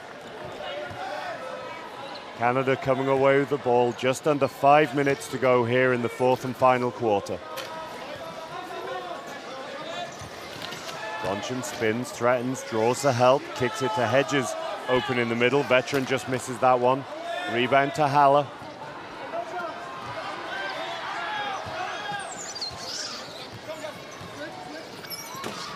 Great explosion there by Albrecht. Through lots and lots of contact. That's where we see the main strength of Albrecht there. He's just slows himself down a little bit. Looks like he's going nowhere. Then explodes through the key. Draws all the contact. Again, Gonchin taking a lot of the arm. Not unsporting at all of the big Canadian there. He knows he just needs to stop the shot getting up. So make sure that that happens. Not unfair at all. Part of the game. Haller kicks it to Albrecht. Raya looking for the mismatch. Zadler opens up for three. This one's not good.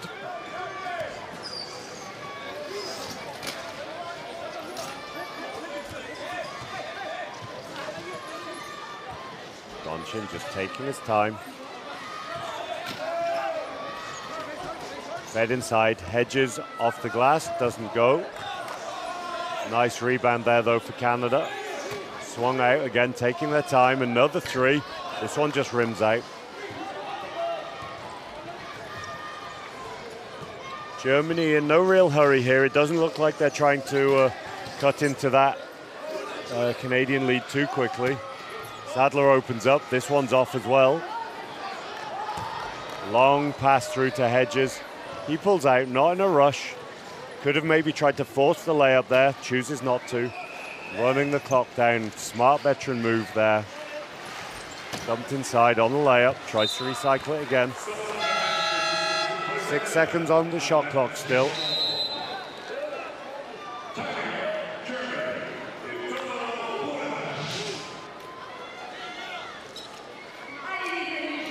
Third and final timeout for Germany here, and it looks like the youngster Julian Lammering is going to come into the game. As I said earlier, European under-23 silver medalist Julian Lammering.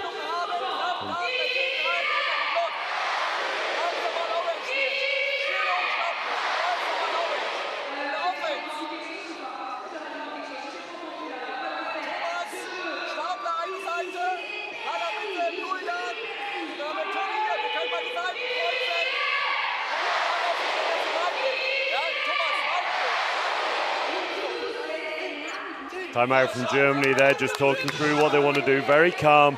I think it's clear to them it's going to be tough for them to win this game now. But they know that they've made a quarter-final spot. They're just waiting to see who that'll be against. And for them, it's important to get things right in this game to take on to further games in the tournament. So they're going to be running with Jan Zadler and Thomas Ryer on one side on offense, Haller in the middle, and then Julian Lammering running with Tobias Hell on the weak side. Frustration on the face of Tommy Boehmer there. 17 points personal with 5 rebounds, 4 assists for him, but he knows that there was more in the tank for Germany today, and they've just not shown it. Shot doesn't drop for Gonchen. Germany come away with the rebound. Part of that German timeout was just Coach Engel encouraging Raya to keep going. He's missed a couple of shots, he's struggled a little, but he wants him to keep going. He knows the talent that he has there and wants him to pick up this experience to take into future tournaments and future games here. No foul by Lammering there. Hedges just losing control of his chair a little bit, hitting the deck. Good hustle by Lammering, does well to just keep his chair positioning.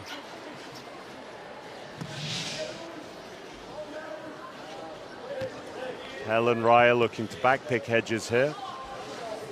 Going to be a 5-on-4 temporarily for Germany if they can take advantage of it. Helen Ryer attacking together now. Haller pulls a 3, that just rattles.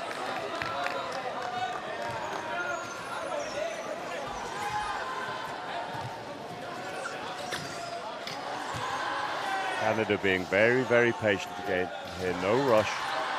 Swung to Hedges behind the screen. He dumps the ball inside. Hard foul by Haller. Smart foul though. Again, not an unfair, not an overly hard foul, but he knows it. They need to stop this layup. It doesn't matter what the scoreboard says. They still have to play for pride and they have to go through their principles. And one of their principles will be you do not give up an open layup. If you need to foul the player, do that.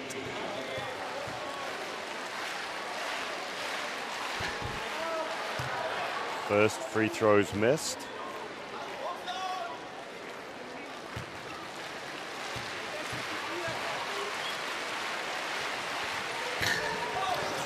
Second 2, almost an offensive rebound there, but Zadler picks it up. Ryer looking to drive on Hedges. Definitely a speed mismatch there, but Hedges, a very wily veteran. Picked by Sadler, triple switch comes though. Ryer under a lot of pressure, driving all the way through. Great finish, and Ryer showing what he can do there. Driving through contact, more contact, cuts all the way to the basket, doesn't need to shoot from outside. Soft finish off the glass, and he'll go to the line for the and one. 1:53 left in the game.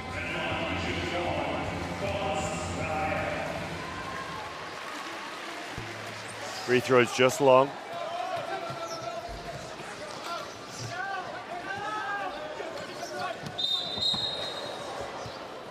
Foul from behind for Haller there, just trying to recover into the German high line. Said both teams emptying their benches a little bit here, but that's very, very important. Some players can take that the wrong way, but it's absolutely important to use these minutes to be gathering experience for games to come. You never know what's going to happen with fouls, happen with injuries. Some of these players may need to play big, big minutes in games to come, and it's important to get that experience while you can.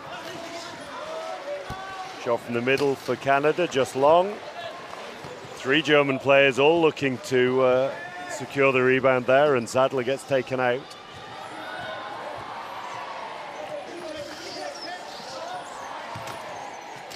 High line defense from Canada, no easy looks. Lammering looks to get his gun in the game, and that's just short. Great rebound from Raya there. Look at that chair control.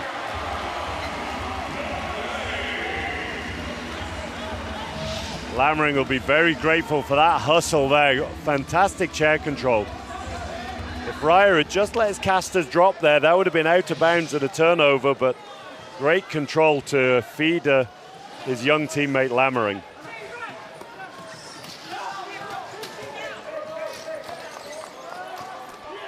Lammering initially looks to kick the ball to Sadler, but no, trusts himself. Nice post-up shot just over the top. Germany actually leading this quarter, 10 points to 4. Canada not in any sort of rhythm, but not needed to be, in all honesty, with the lead that they had. 40 seconds to go, 16-point game to Canada. Open layup missed there. Ball fumbled as well. Another save by Raya. Does well to keep it in play. Good awareness by him. Needs to get the ball over the half. Does, into Haller's hands. Differential between the shot and game clock, and lack of concentration there by Raya. Too casual on that pass. Just looks to flick it back to Haller. Canada not going to need to take the shot here. They don't need to play for points difference here. As the clock runs down, Canada with 68 points, Germany with 52. Disappointment for Germany, I'm sure, but know that they've got their place secured in the quarterfinals. Just waiting to see who that'll be against. Victory for Team Canada here, and they only scored 4 points in a very low-scoring fourth quarter for both teams, but both teams very well aware of where that game was heading, so used that fourth quarter as a learning experience for a lot of players.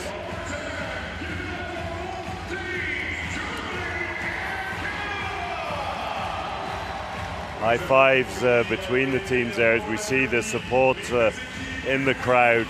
Disappointment on the Team Germany faces, but they know that they've got bigger games to come than this one.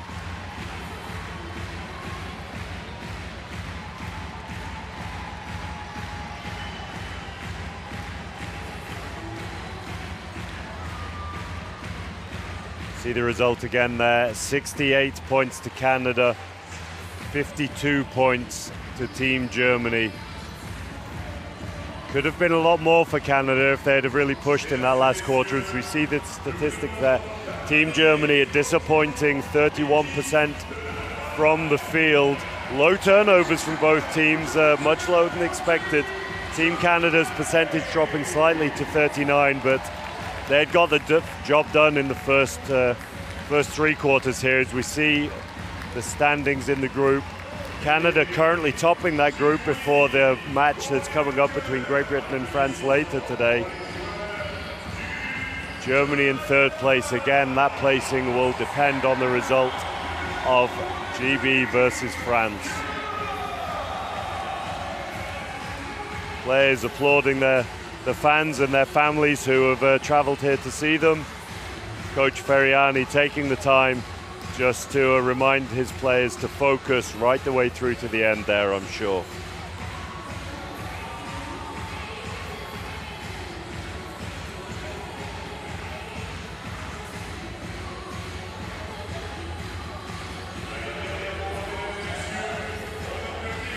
So last team shout from Team Canada as the two teams leave the floor. Tough match for both teams here, both of them with half an eye on the quarterfinals, I'm sure. Reed, they're just waving to friends or family in the crowd. Really, really good game for him, 14 points personal.